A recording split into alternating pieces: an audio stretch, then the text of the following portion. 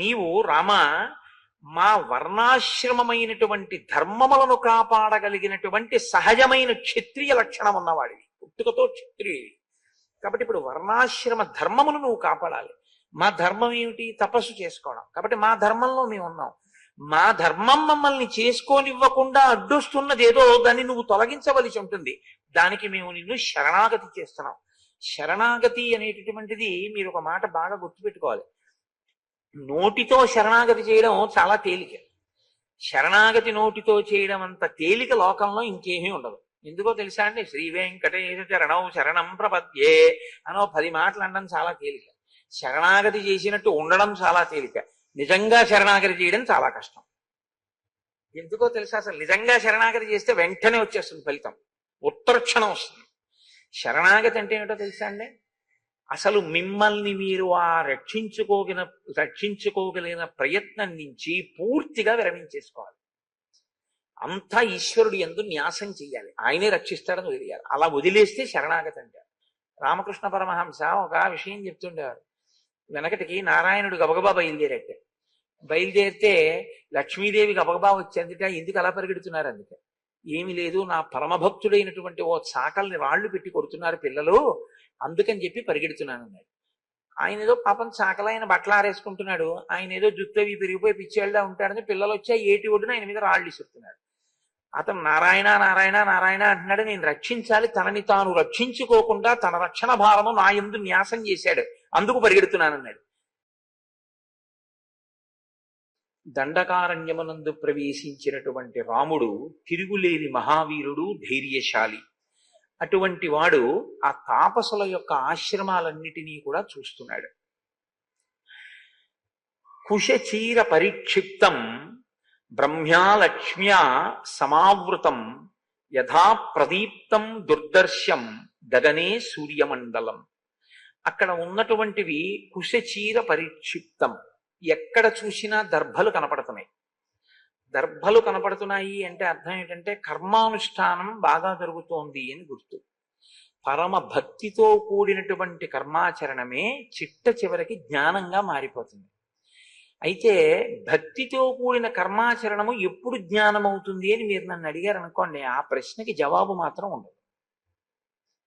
అది నేను కాదు, సశాస్త్రీయంగా చెప్పడం చాలా కష్టం. భక్తితో కర్మాచరణ మీరు చేసుకుంటూ వెళ్ళడమే. అందుకే మీరు ఏది చేస్తున్నా మీరు అది ఎందుకు చేస్తున్నారో మీకు తెలిసి ఉండాలి. భక్తితో కూడిన కర్మాచరణము అన్న మాటకు అర్థం ఏమిటో తెలుసా అండి? సంస్కరణ ఎవరికి? అవయవములకు ఉండదు. మీరు బాగా గుర్తుపెట్టుకోండి, వాటికి శౌచం ఉంటుంది అంతే. ఇప్పుడు నా శరీరములకు ఏముంటుంది? శౌచమును సిద్ధింపచేయాలి. దీనికి శౌచం కలగాలంటే ఏం చేయాలి? స్నానం చేయాలంతే. స్నానం చేస్తే దీనికి శౌచం వస్తుంది.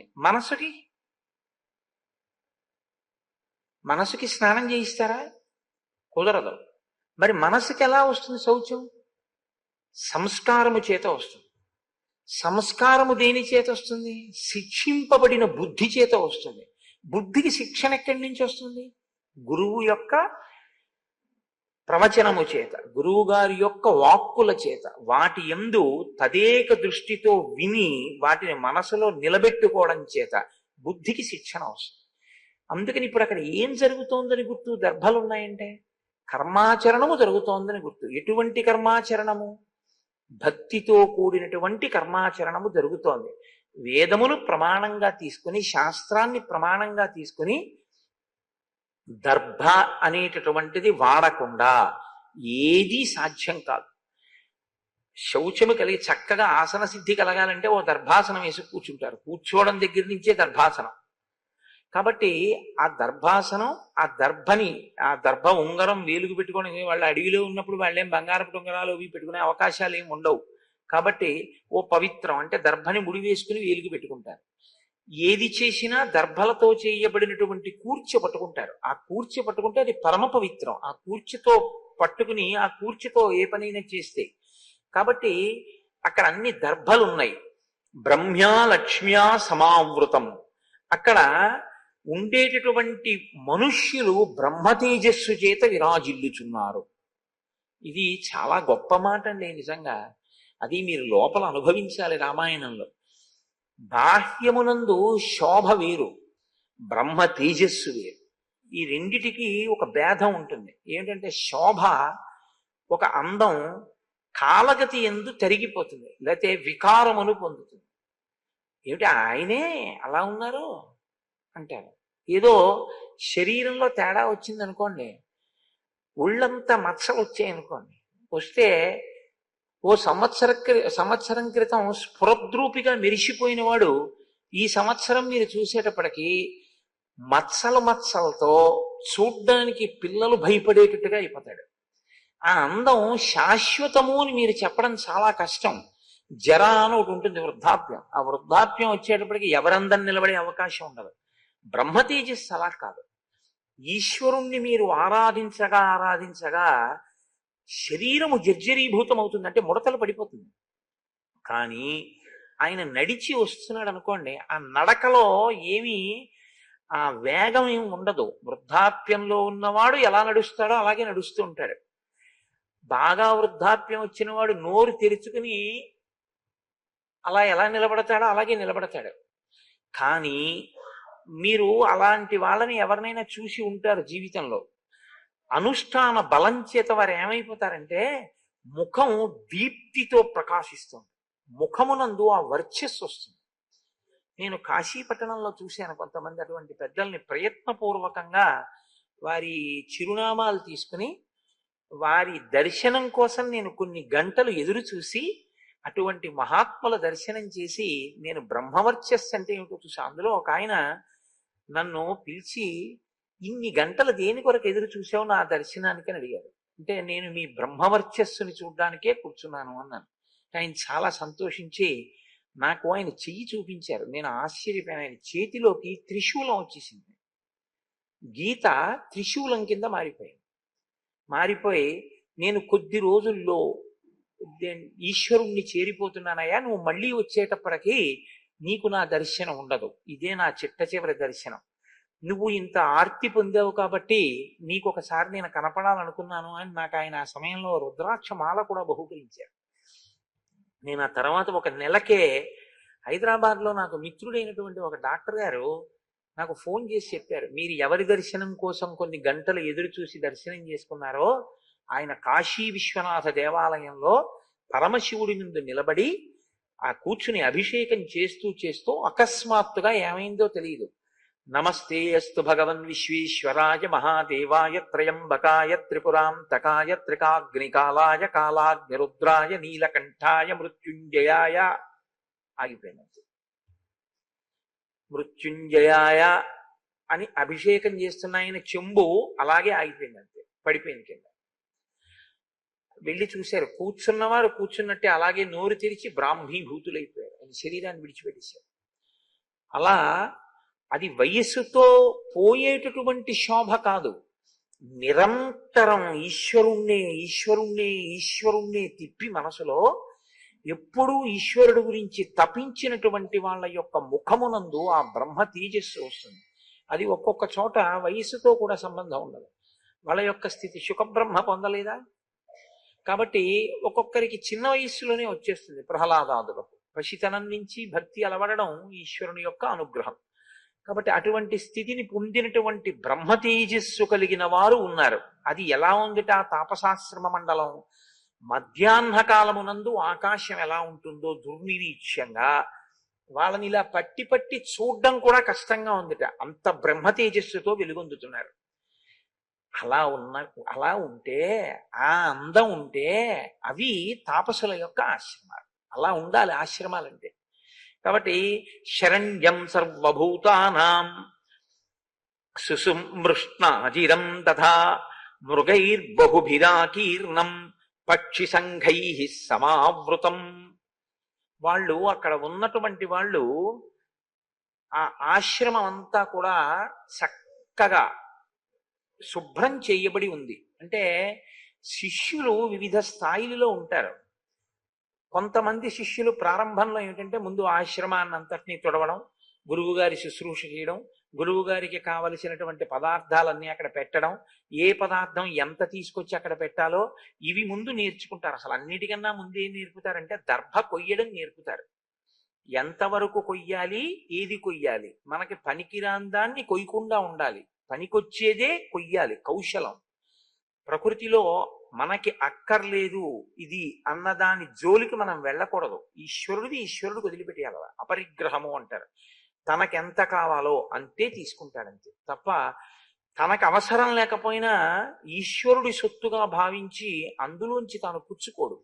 దీన్ని అపరిగ్రహము అంటారు. అపరిగ్రహం చేతనే ఈ దేశం సుసంపన్నమై ఉండేది ఒకప్పుడు. ఎందుకంటే తనకు అక్కర్లేదు, ఇంకా తను తీసుకుని దాచేవాడు కాదు. తనకెంతవరకు అవసరమో అంతవరకే వాడుకునేవారు ప్రకృతి వనరుల్ని. కాబట్టి అక్కడ ఉండేటటువంటి వాళ్ళందరూ కూడా శరణ్యం సర్వభూతానాం, సర్వభూతములకు కూడా సురక్షితమైనటువంటి నివాస భూమి. అంటే వాళ్ళు జీవహింస చెయ్యరు, దేని జోలికి వెళ్ళరు, దేన్ని హింస చెయ్యరు. కాబట్టి అన్నీ అక్కడికి చేరిపోతాయి. వాళ్ళు కృష్ణాజినాన్ని చక్కగా ఆ జింకల యొక్క చర్మాన్ని వాటిని ఆ ధరించిన వారై ఆశ్రమం అంతా చక్కగా తుడవబడి మృగైర్ బహుభిరాకీర్ణం, అనేకమైనటువంటి మృగములు అక్కడ సంచరిస్తున్నాయి. అంటే మృగము అనేటప్పటికి ఏమిటంటే ఒకదాన్ని ఒకటి చెనకడం దాని స్వభావం, జాతి వైరం ఉంటుంది. ఇది మనకేమైనా చేసిందా అని ఉండదు. ఒక సూలుతో ఉన్నటువంటి ఆవుని ఒక పెద్ద పులి తరుగుతుంది, తరిమి చంపేస్తుంది. అప్పుడు పెద్ద పులికి పాపం వచ్చిందా అని మీరు అడిగితే అలా ఏం ఉండదు. అది మృగములకు సహజమైనటువంటి వైరం. అవి ఒకదాన్ని చూస్తే ఒకటి కన్నెర్ర చేస్తాయి. అటువంటిదేం లేదు. లేకుండా మృగైర్ బహుభిరాకీర్ణం, అనేకమైనటువంటి మృగములు అక్కడ సంచరిస్తున్నాయి. పక్షి సంఘై సమావృతం, అనేకమైనటువంటి పక్షులు ఆ చెట్ల నిండా గుంపులు గుంపులుగా చేరి అరుస్తూ గూళ్ళు కట్టుకుని ఉన్నాయి. కాబట్టి అది చూస్తేనే అసలు వాళ్ళ జీవన విధానం ఎటువంటిదో, వాళ్ళు ఎంతగా ఎవరి జోలికి వెళ్లకుండా బతుకుతుంటారో మీకు అర్థమవుతుంది. వాళ్ళ వల్ల ఎవరికీ ఉపద్రవం ఉండదు. వాళ్ళకి ఎవరి వలన ఉపద్రవం ఉంటే వాడే రాక్షసుడని చెప్పాలి మీరంతే. ఎవడికి అపకారం చేయని వాడి జోలి మీకెందుకండి అంటే రాక్షసుడు అని గుర్తు అనమాట. కాబట్టి వాళ్ళ జోలికి వెళ్ళిన వాళ్ళని రాక్షసులు అంటాడు రాముడు, అదే గుర్తు మీకు. కాబట్టి ఫలమూలాశనైర్దాంతై చీర కృష్ణాజినాంబరై సూర్య వైశ్వానరాభ్యైశ్చ పురాణైర్మునిభిర్వృతం, వాళ్ళందరూ కూడా ఫలమూలములను మాత్రమే గ్రహిస్తూ దాంతి అంటే ఇంద్రియ నిగ్రహము కలిగినటువంటి వారై చీర కృష్ణాజినాంబరములను, నారచీరలు జింక చర్మములను ధరించి, మామూలుగా ఎవరో వెళ్ళిపోతున్నారని చూడడం వేరు, ఒకవేళ వాళ్ళు ఆశ్చర్యపోయి చూస్తే యువతల వాళ్ళ తేజస్సు వేరు. అంత తేజస్సున్నవారు కూడా వీళ్ళని చూసి అయ్య బాబోయ్ అన్నారనుకోండి, ఇప్పుడు మీరు అనవలసి ఉంటుందంటే ఆ మునుల యొక్క తేజస్సుని మించిపోయిన తేజస్సు సీతారామ లక్ష్మణుల యందు ఉంది అని మీరు అనవలసి ఉంటుంది కదా. ఇది చెప్పడం మహర్షి యొక్క గొప్పతనం.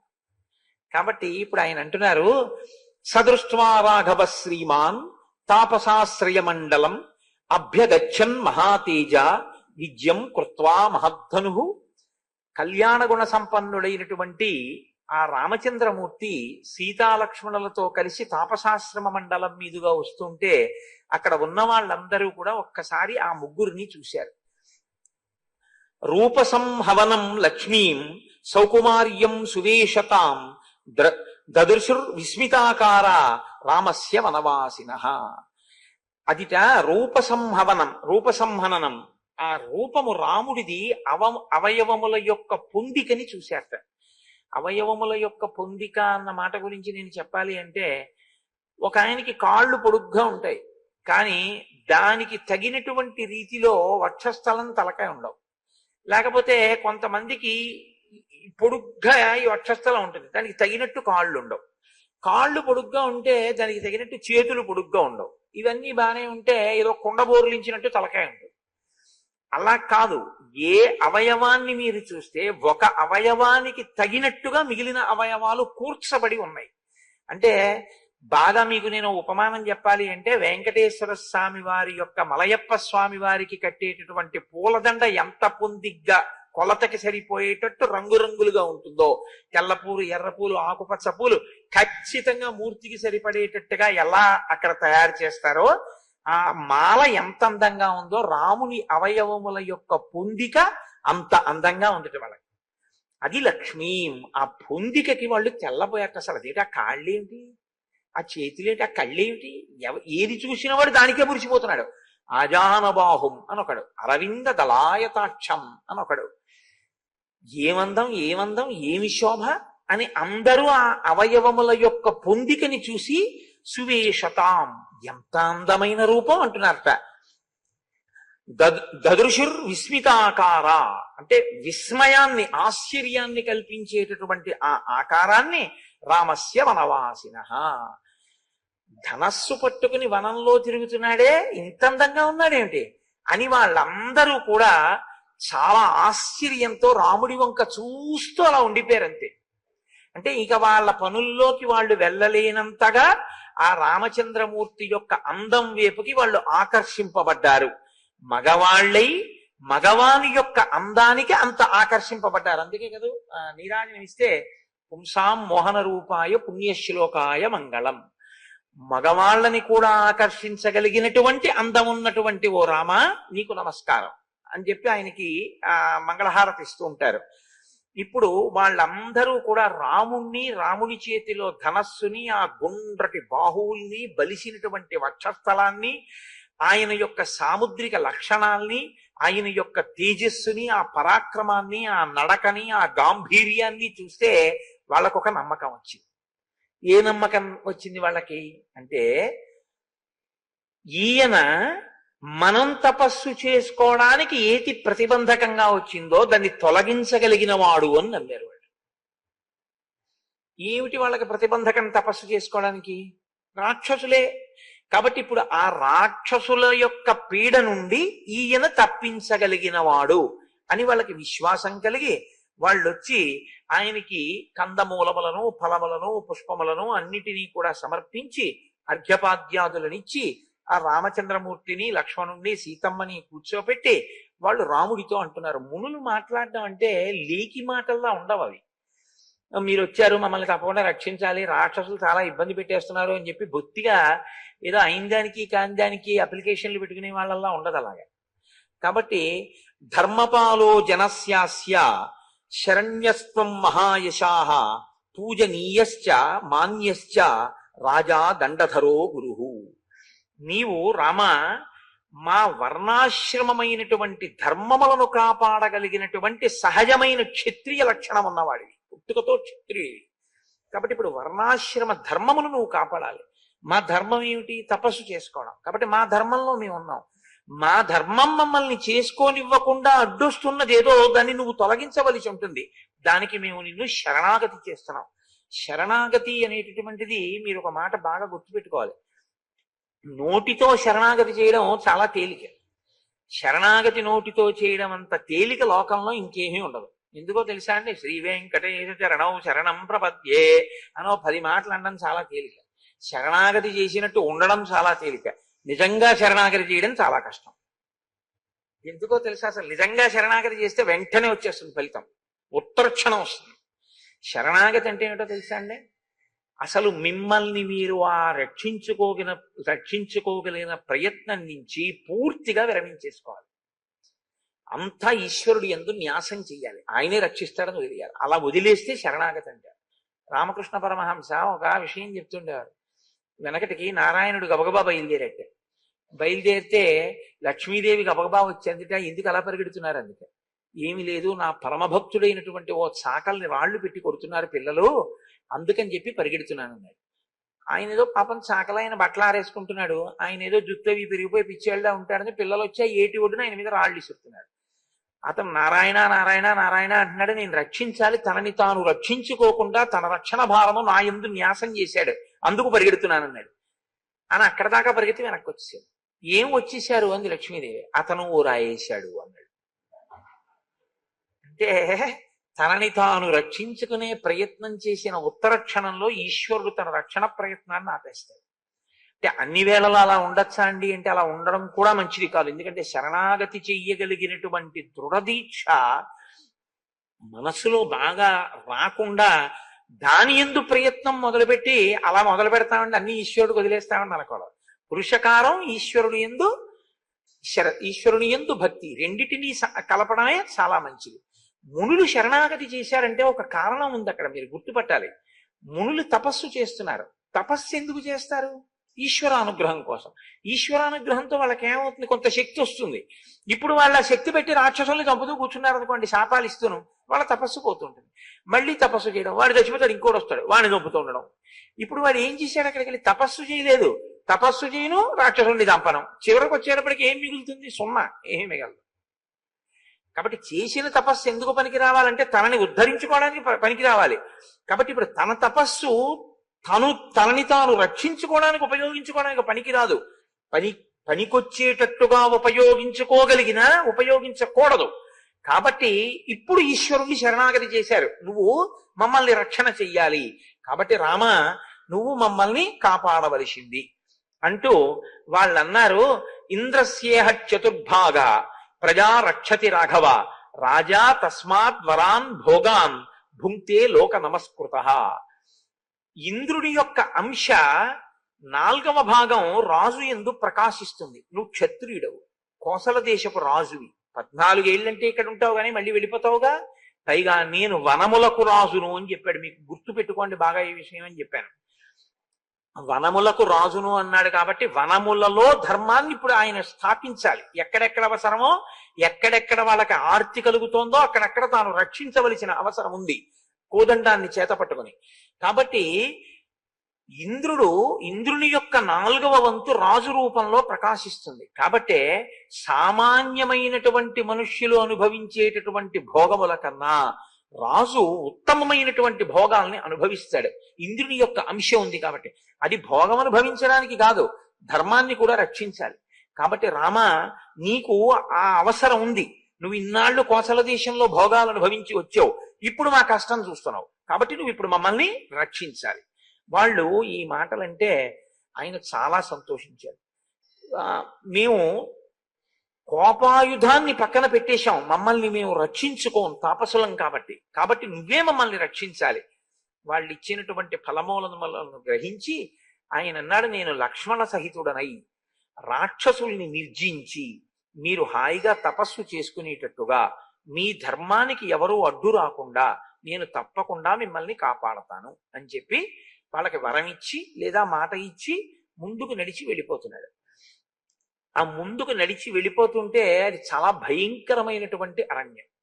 అందున అరణ్యంలో వాల్మీకి మహర్షి ఎంత గొప్ప వర్ణన చేస్తారంటే మళ్ళీ ఆ అరణ్యంలో కూడా నరభక్షకులైన రాక్షసులు ఉన్నారు అని చెప్పి అర్థమైపోతూ ఉంటుంది. ఎలా అర్థమైపోతుంది అంటే రాముడు ఘోరమైన అరణ్యంలో విడుతూ లక్ష్మణుడితో అంటాడు, లక్ష్మణ ఇక్కడ ఎక్కడ జలాశయాలు లేవు, ఇక్కడెక్కడ అసలు మనుష్యులు తిరుగుతున్నటువంటి ఆనవాళ్లు కనపట్టలేదు, ఇక్కడ ఎక్కడ చూసినా క్రూరమైనటువంటి మృగములు మాత్రమే కనపడుతున్నాయి. సరికదా ఏదో పరిస్థితిని గమనిస్తే ఈ పెరిగినటువంటి చెట్లు ఈ వాతావరణం గమనిస్తుంటే ఇటువైపుకి అసలు ఎవరు రారు అని అనిపిస్తోంది. కాబట్టి మనం చాలా జాగ్రత్తగా ఉండాలి, కోదండాన్ని గట్టిగా పట్టుకుని అడుగులు వెయ్యాలి. అటువంటి పరిస్థితి కనపడుతోంది అంటాడు రాముడు. ఇప్పుడు అక్కడ అకస్మాత్తుగా ఒక రాక్షసుడు వాళ్ళకి కనపడ్డాడు. ఆయన అవయవముల యొక్క పొందిక లేనివాడు, కడుపు ఎత్తుపల్లాలుగా ఉంది, భయంకరమైనటువంటి ముఖం, చాలా పెద్ద పెద్ద కళ్ళు, పెద్ద ఒక నుయ్యి ఓ దిగుడుబావి ఎలా ఉంటుందో అటువంటి నోరు, ఒంటి మీద చంపేసినటువంటి పులి యొక్క చర్మాన్ని బలవంతంగా పీకేసి దాన్ని ఒంటి మీద ఆచ్ఛాదనగా పడేసుకున్నాడు. మీద పడేసుకుంటే దాంట్లోంచి నెత్తురు కారి శరీరం నుంచి కిందకి ఒలుకుతోంది. మాంసపు ముక్కలు ఒంటి నిండా ఉన్నాయి. అతను ఒక పెద్ద ఇనప శూలాన్ని చేత్తో పట్టుకుని ఉన్నాడు. అంటే అతని రూపమే అంత ఘోరంగా ఉంది. అంటే ఒక మోస్తరు వాళ్ళైతే చచ్చిపోతారు అసలు ఆయన్ని చూస్తేనే. ఆ శూలానికి గుచ్చుకున్నాడు సిద్ధంగా తినడం కోసం. అంటే ఏవో బిస్కెట్ల ప్యాకెట్ బ్యాగ్లో పడేసుకున్నట్టు రైల్లో వెళ్తున్నప్పుడు. అంటే అతను ఆహారం కోసం బయలుదేరే లోపల ఆహారాన్ని వెతుక్కుని అతనికి కావలసినవి సంభారములను సమకూర్చుకుని తినే లోపల ఈలోగా తినవలసి వస్తే బొత్తిగా ఏమీ లేకుండా కాలక్షేప బఠానీ అని రైల్లో అమ్ముతారు చూడండి, ఇన్ని బఠానీలు అమ్మితే ఆ తుక్కంతా అక్కడ పోసేసేయండి, అది తింటూ ఉండడం, వేరుశనక్కాయలు తొక్కలన్నీ అక్కడ వేసేయడం, 4 గింజలు తినేసి స్టేషన్లో దిగిపోవడం. ఆ తర్వాత ఎవడో వచ్చి తుడుస్తూ ఉంటాడు, లేకపోతే ఆ లాంగ్ జర్నీ చేసి అందులో ఉన్నవాడు ఎవడో వాడి ప్రారంభం. అలా వాడు ఏమిటంటే శూలానికి గుచ్చుకుని బయలుదేరాడు. 3 సింహాన్ చతురో వ్యాఘ్రాన్ ద్వౌ వృకౌ వృషతాం దశ సవిషాణం వసాదిగ్ధం గజస్య చ శిరోమహత్ అవసజ్యాయసే శూలే వినదంతం మహాస్వనం. పెద్ద కేకలు వేస్తున్నాడు, అరుచుకుంటూ వీళ్ళని చూడగానే లేచి నిలబడ్డాడు. ఆ శూలానికి ఏం గుచ్చుకున్నట్ట, పెద్ద ఎక్కువేం కాదు, 3 సింహాన్, ఒక 3 సింహాల్ని గుచ్చాడు దానికి. చతురో వ్యాఘ్రాన్, ఒక 4 పెద్ద పులులు గుచ్చుకున్నాడు. ద్వౌ వృకౌ, 2 తోడేళ్లు గుచ్చాడు. వృషతాం దశ, చుక్కల లేళ్లు ఒక 10 గుచ్చుకున్నాడు. సవిషాణం వసాదిగ్ధం గజస్య చ శిరోమహత్, దంతములు విరిగిపోయినటువంటి ఒక ఏనుగు యొక్క తలకాయతో సహా దానికి గుచ్చుకున్నాడు. ఇప్పుడు పెద్ద కేకలేస్తూ ఆ శూలం పట్టుకుని వస్తున్నాడు. అంటే దీంట్లో ఉన్నవి ఏదో మొక్కజొన్న పొత్తు తిన్నట్టు గింజలు ఇలా ఇలా అంటూను ఒక్కొక్కటి తీసి నోట్లో పడేసుకుంటూ తిరుగుతూ ఉంటాడు అనమాట. అంటే మా చిన్నతనంలో ఒక ఆయన ఉండేవాడు. ఆయన పొద్దున్నే ఎండుటాకులు ఏరడానికి ఒక చిత్రమైన పని ఉండేది. ఆయనకి ఒక పెద్ద శూలం లాంటిది ఒకటి ఉండేది, అది పట్టుకుని ఇలా గుచ్చుకుంటూ తిరుగుతుండేవాడు ఆయన ఇంట్లో. అదే పని ఆయనకు, వాకింగ్ ఎండుటాకులు గుచ్చుకుని తీసేస్తూ ఉండడం అదే పని ఆయనకి. అలా వీడేమిటంటే కనపడ్డ వాటిని అలా గుచ్చెత్తేస్తుంటాడు. అలా ఉంది సింహాలని వాటిని. అంత బలాఢ్యుడు ఆ రాక్షసుడు. ఆయన కనపడ్డాడు. కనపడుతూనే ఆకలి ఎక్కువ, ఆహారం తినడం ఎక్కువ, వికృతమైన రూపం. వాడికి సీతమ్మ కావలసి వచ్చింది. వాడు ఏం చేశాడంటే వీళ్ళిద్దరినీ వదిలేసి సీతమ్మని పట్టుకుని అమాంతం తీసుకుని ఒళ్ళో కూర్చోబెట్టుకుని ఆ వచ్చినటువంటి రామలక్ష్మణుల వంక చూసి అన్నాడు, అధర్మచారిణౌ పాపౌకౌ, మీరు అధర్మం కలిగినటువంటి వాళ్ళు, పాపమైనటువంటి జీవితం ఉన్నవాళ్ళు, మునివేషాలు కట్టుకుని భార్యతో ఎందుకు తిరుగుతున్నారు? అందుకే మీ భార్యని నేను తీసేసుకున్నాను. ఈమెని నేను భార్యగా ఉంచుకుంటాను ఇక నుంచి. కాబట్టి మీరు ఈ ప్రాంతాన్ని విడిచిపెట్టి వెళ్ళిపోండి. అహం వనమిదం దుర్గం విరాధో నామ రాక్షస చరామి సాయుధో నిత్యం ఋషిమాంసాని భక్షయం. నన్ను విరాధుడు అంటారు. నేను ఈ దుర్గమమైనటువంటి అరణ్యంలో తిరుగుతూ ఉంటాను. నేను ఋషుల మాంసం తినడం అనేటటువంటిది నాకు చాలా ఇష్టమైన పని. ఋషులు ఏం చేశారు లోకంలోనండి? ఇది ఒక చాలా గమ్మత్తైన విషయం. మీరు చూడండి, కొంచెం మీరు జాగ్రత్తగా పరిశీలన చేయండి. శాకాహారము మాంసాహారము అని 2 ఉంటాయిగా. దాని గురించి నేను పెద్ద వర్ణం ఏం చేయక్కర్లేదు. కాయగూరలు పళ్ళు ఆకులు తింటే శాకాహారం. సరే, మాంసాహారం మీకు నేను దాని గురించి పెద్ద ఉపన్యాసాలు ఏం చెప్పక్కర్లేదు. మాంసాహారము తినేటటువంటివి కూడా, ఎప్పుడూ శాకాహారం తిననివి కూడా, అలాంటి మాంసాహారులు ఎక్కువ శాకాహారమే తింటూ మాంసం తినని వాటి మాంసాన్ని ఇష్టపడతాయి. మీరు చూడండి, అదో విచిత్రం లోకంలో. ఒక మాంసాహారి ఉంది, అది మాంసం తప్ప ఎప్పుడు శాకాహారం తినదు. ఓ పెద్ద పులి ఉందనుకోండి, పెద్ద పులి ఎప్పుడైనా వంకాయలు వేస్తే తింటుందంటే, అయితే 4 తోటకూర ఆకులు వేస్తే తింటుందా? అది ఎప్పుడు తినదు. యాపిల్ పళ్ళు బత్తాయి పళ్ళు అలాంటివి దానికి ఏం అక్కర్లేదు. దానికి ఎప్పుడూ మాంసమే కావాలి. మళ్ళీ మాంసం తినడంలో కూడా గమ్మత్తు ఏమిటో తెలుసా అండి? సింహం కానీ పులి కానీ ఇవి ఎప్పుడు ఏ మాంసం తినడానికి ఇష్టపడతాయి తెలుసా? లేళ్ళు, జింకలు, దుప్పులు, ఏనుగు, వీటి మాంసం తింటాయి.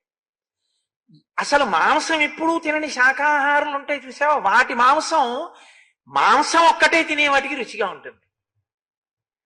అసలు ఆ శాకాహారానికి ఉన్న గమ్మత్తు అది లోకంలో. అందుకని ఆ శాకాహారం తిని ఒళ్ళు చేసే ప్రాణుల్లో, మాంసాహారం తిని ఒళ్ళు చేసే ప్రాణుల్లో మీరు లెక్క వేసి చూస్తే శాకాహారం వల్ల బలం పొందినంత, శరీరం పొందినంత మాంసాహారం వల్ల ప్రాణులు పొందవు. సింహం ఉందండి, మాంసమే తింటుంది పుట్టినప్పటి నుంచి చచ్చిపోయే వరకు. ఏనుగంత ఎప్పుడన్నా అవుతుందా? ఎప్పుడు అవ్వదు. ఏనుగంత ఉన్నాడంటారు. ఏనుగు జీవితంలో ఎప్పుడూ ఓ గుడ్డు కూడా తిందాం. కానీ ఏనుగే అంత ఎత్తుంటుంది. శాకాహారం తిన్న ప్రాణి అంతెత్తు ఉంటుంది. శాకాహారం తిన్న ప్రాణులు బుద్ధిబలంతో ఉంటాయి. మీకు అదో విచిత్రం. ఒక కుందేలు కానీ, ఒక ఏనుగు కానీ, ఒక లేడి కానీ, వీటికి లలిత కళల మీద కూడా వ్యామోహం ఉంటుంది. పాటలు అవి వింటాయి బాగా. అందుకే వేటగాడు పాట పాడితే జింకొస్తుంది. అది శాకాహారంలో ఈశ్వరుడు ఎక్కడో ఆ లక్షణాన్ని నిక్షేపించాడు. అంటే నేను మాంసాహారాన్ని నిరుత్సాహపరుస్తూ నేను ఏదో పక్షపాతంతో మాట్లాడడం నా ఉద్దేశ్యం కాదు. ఒక సత్యాన్ని ఆవిష్కరించడం వరకు మాత్రమే నా ప్రయోజనం. కాబట్టి ఇప్పుడు విరాధుడు అన్నాడు, నేను ఋషుల మాంసం తింటాను అన్నాడు. ఋషుల మాంసం తినడం ఎందుకు? అదేమిటి, పులులు సింహాలు అన్ని ఓచక పెట్టుకున్నాడుగా. అంటే వాడు ప్రత్యేకం వేటి కోసం పెడతాడంటే, ఇవన్నీ ఉంది తిరుగుతుంటే ఇలా గుచ్చెత్తుకు తింటాను, అక్కడికి వెళ్ళి మరీ తింటాను వాళ్ళని. ఎందుకో తెలుసా? వాళ్ళు కందమూలాలే తింటారు. అందుకని ఏనుగు మాంసం సింహానికి ఇష్టమైనట్టు, జింక మాంసం పెద్ద పులికి ఇష్టమైనట్టు ఋషుల మాంసం నాకు ఇష్టం. ఇది లోకంలో ఒక చిత్రమైన పోకడ. మీరు సృష్టిని కొద్దిగా గమనిస్తే ఇలాంటి చమత్కారాలు మీకు చాలా కనపడతాయండి, చాలా కనపడతాయి. వీటన్నింటికన్నా చమత్కారం ఎక్కడ పెట్టాడో తెలుసా అండి ఈశ్వరుడు?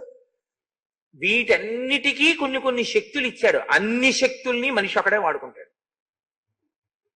ఒక గొర్రె ఉందనుకోండి, మీరు ఎంత చలిలోకి తీసుకెళ్ళి వదిలేయండి, దానికి ఏం రొజాయి మీరు ఇవ్వక్కర్లేదు, దాని ఒంటికే రొజాయి ఉంటుంది, పెద్ద ఉన్నితో ఉంటుంది. మనిషి ఏం చేస్తాడో తెలుసా? ఆ గొర్రె మాంసం తినేసి దాని చర్మం ఒలిచేసి ఓ కోటు కుట్టించుకొని చల్లే తిరిగేస్తాడు. ఓ యజ్ఞమో యాగమో చేసుకుంటున్నాడు అనుకోండి, ఓ లేడి చర్మం విప్పేసి దాన్ని ఒంటి కట్టుకుని యజ్ఞమో యాగమో చేసుకుంటాడు. ఓ ఏనుగు దంతం ఉందనుకోండి, బొమ్మ చేసుకుని ఊట్లో పెట్టుకుంటాడు. ఓ సింహం తాలూకా గోరు ఉందనుకోండి, దృష్టి తగలకుండా దాన్ని తీసుకొచ్చి మెడలో వేసుకుంటాడు. సృష్టిలో దేనికి ఎంత శక్తి ఇచ్చాడో అన్ని శక్తుల్ని మనిషి తెచ్చి వాడుకుంటూ ఉంటాడు. అన్ని ప్రాణుల మీద బుద్ధితో మనిషి గెలిచి తెచ్చుకుని ఆ సౌకర్యాలన్నీ మనిషి ఒక్కడే వాడుకుంటూ ఉంటాడు. ఒక్కొక్క దానికి ఒక్కొక్క శక్తినిస్తే అన్ని శక్తుల్ని వాడుకునేవాడు మనిషి ఒక్కడే సృష్టిలో. మీరు చూడండి ఎలా వాడుకుంటాడంటే వాడి బుద్ధిబలం అటువంటిది. ఓ సముద్రం ఉందండి, అందులో ఉంది ఓ చేప, ఓ పెద్ద చేప సముద్ర మధ్యంలో పడుకుంది. దాని జన్మాంతరంలో అది అందులోనే చచ్చిపోతుంది తప్ప అది ఎప్పుడు ఒడ్డుకు రాదు.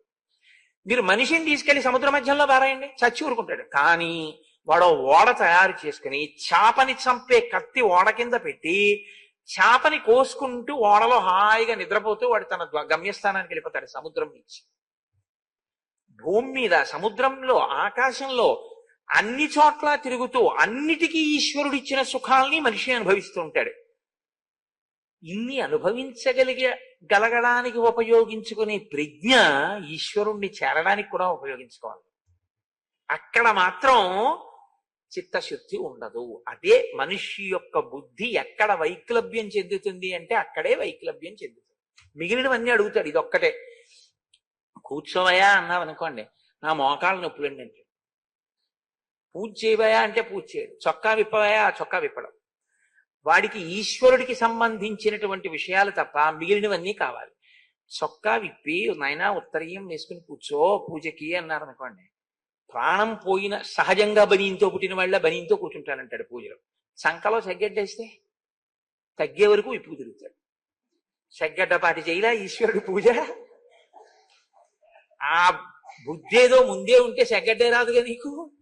అలా ఉంటుంది మనుష్యుని యొక్క. సరే, అది అంతా మళ్ళీ వేరొక పరిశీలన అనుకోండి, దాన్ని అలా ఉంచండి మీరు. అంటే ఋషుల మాంసం తింటాను నేనంటే అందులో అంత లోతుగా ఉంది, సృష్టిలోనే ఉంది అసలు ఆ విచిత్రమైన పోకడ. కాబట్టి రాముడు అన్నాడు, ముందు సీతమ్మని తప్పించాలి, తప్పించి తీసుకురావాలి. ఎందుకనంటే ఆమె విదేహ వంశంలో పుట్టినటువంటి జనక మహారాజు గారి పుత్రి, దశరథ మహారాజు గారి కోడలు. చూశావా లక్ష్మణ, ఎంత తొందరగా కైకమ్మ కోరిక తీరిపోయిందో అన్నాడు. బాధొచ్చినప్పుడు ఎంతటి నరుడైనా అలా అనకపోతే నరుడెలా అవుతాడండి? రాముడి కథ నరుడి కథ అని నేను అన్నప్పుడు ఎంత తొందరగా కైకమ్మ మనసు తీరిందో అంటే రాజ్యం అకంటకం కావడానికి కదా అడవికి పంపింది. చూసావా, సీతమ్మని ఎత్తుకుపోయాడు, నా సగం బలం పోయింది, నిరుత్సాహం అయిపోయాను, ఇప్పుడు ఆ రాక్షసుడు తినేస్తాడు మన ఇద్దరిని, అయిపోయింది అక్కడతోటి. కైకమ్మ కోరిక తీరిపోయింది. చూసావా, రాజ్యం అకంటకం అయిపోయింది. ఇది రాముడు అంతటి వాడి నోట్లోంచి ఆ మాట వచ్చింది అంటే మీరు సహేతుకంగా దాన్ని అర్థం చేసుకోవాలి. రాముడు అలా అనడం ఏమిటండి అనకూడదు. రాముడు అలా అనడం ఏమిటండి అంటే రాముణ్ణి ఈశ్వరుడిగా మీరు చూస్తున్నారని గుర్తు.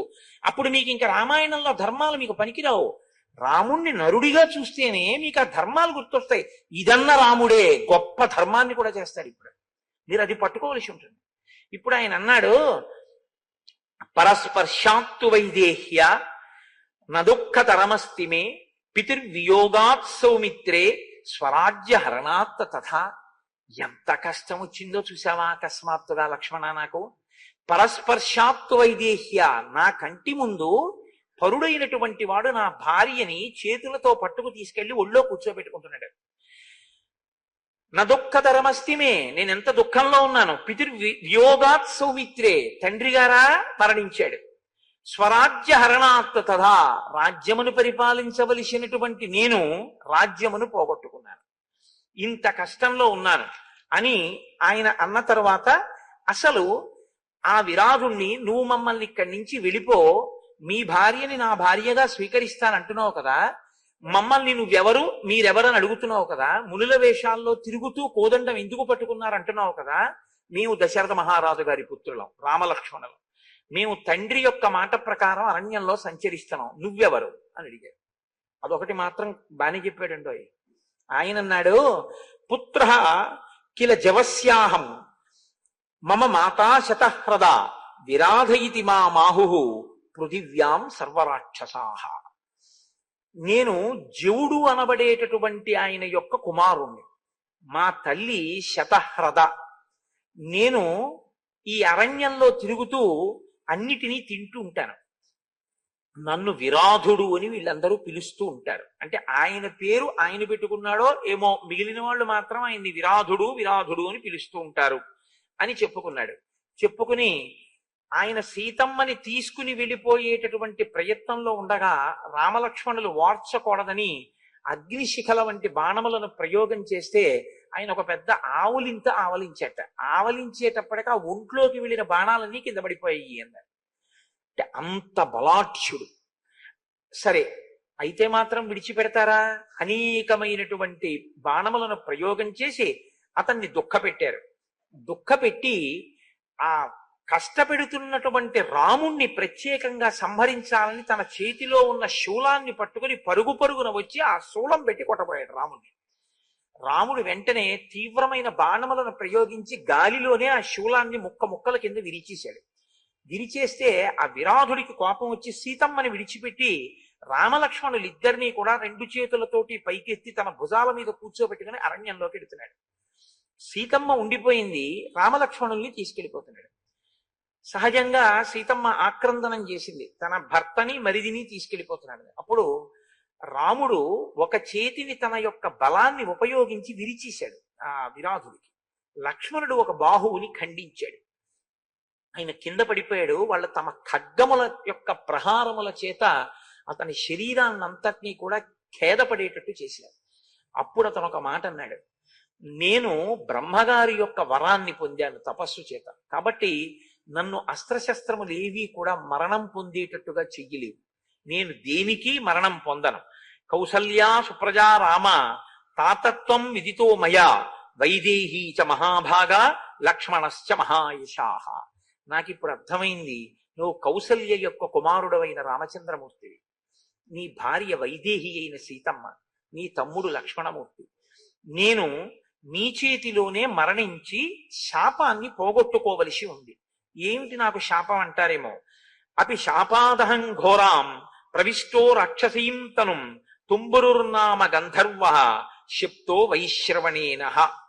నేను ఒకానొకప్పుడు తుంబురుడు అనబడేటటువంటి పేరు కలిగినటువంటి గంధర్వుణ్ణి, కానీ నేను రంభ అనబడేటటువంటి అప్సరసయందు కామోద్రిక్తుడనై వైశ్రవణుడు అంటే కుబేరుని యొక్క సభకి వెళ్ళనటువంటి కారణం చేత ఆగ్రహించినటువంటి కుబేరుడు నన్ను శపించాడు, నువ్వు భయంకరమైన రాక్షసుడిగా జన్మించు అని.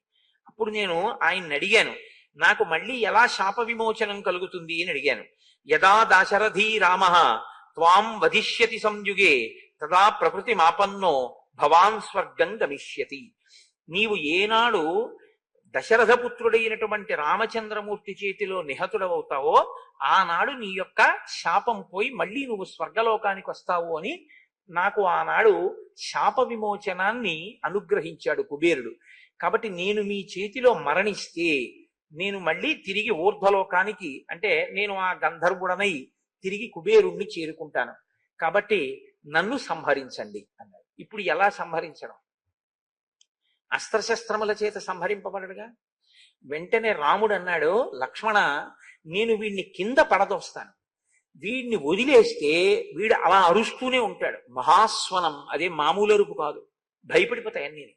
కాబట్టి వీడి కంఠం మీద నా పాదం పెట్టి తొక్కి ఎట్టే పెడతాను అరవకుండా. ఈలోగా నువ్వు ఒక గుణపం తీసుకుని ఏనుగుల్ని పడదొయ్యడానికి పట్టుకోవడానికి తవ్వేటటువంటి గొయ్యి ఎలా ఉంటుందో అలా ఈ రాక్షసుణ్ణి పడేసి కప్పెట్టడానికి ఒక పెద్ద గొయ్యి తీయి అంటే గబగబా లక్ష్మణుడు ఒక పెద్ద గొయ్యి తీస్తున్నాడు. అస్త్రంతో శస్త్రంతో కాదుగా, గోతిలో పడేసి రాళ్లతో కప్పెట్టేస్తాడు. కప్పెట్టేస్తే ఊపిరి అడగ చచ్చిపోతాడు అందులో. ఆయనకి కూడా అది కావాలి, ఎందుకంటే శాప విమోచనం అయిపోవాలి. కాబట్టి ఇప్పుడు ఆయన అన్నాడు, అవటే చాపి మాం రామ ప్రక్షిప్య కుశలీవ్రజ రక్షసాం గతసత్వానాం యశధర్మ సనాతన అవటేయే నిధీయంతే తేషాం లోకాః సనాతనాః. రామ, నువ్వు నాకు మహోపకారం చేస్తున్నావు. మా వంటి రాక్షసులు మరణించినప్పుడు గొయ్యి తీసి గోతిలో కాని పాతి పెట్టేస్తే మేము మళ్ళీ తిరిగి ఇతరమైనటువంటి లోకాలకి వెళ్ళాం. కాబట్టి ఇతర లోకములు పొందకుండా ఉండాలి అంటే గోతిలోనే పాతి పెట్టాలి. కాబట్టి నన్ను గోతిలో పాతి పెట్టేసి అన్నాడు. నిజంగా గొయ్యి తీసి శరీరాన్ని అందులో పడేసి కప్పెట్టేస్తుంటే ఎంత శాప విమోచనమైనా ఏ శరీరానికైనా శరీరం విడిచిపెట్టేయడం అనేటటువంటి ఖేదంతో కూడుకున్న విషయం కదండి. వాడు పెద్ద పెద్ద కేకలు మొదలుపెట్టాడు. మొత్తానికి దొర్లించి ఆ గోతిలో పడేసి రాళ్లు పోసి మట్టి పోసి కప్పెట్టేశాడు. కప్పెట్టేసిన తర్వాత విరాధుడు అక్కడతో శరీరాన్ని విడిచిపెడుతూ ఆయన ఒక మాట చెప్పాడు, రామ, నీకు మహోపకారం జరుగుతుంది.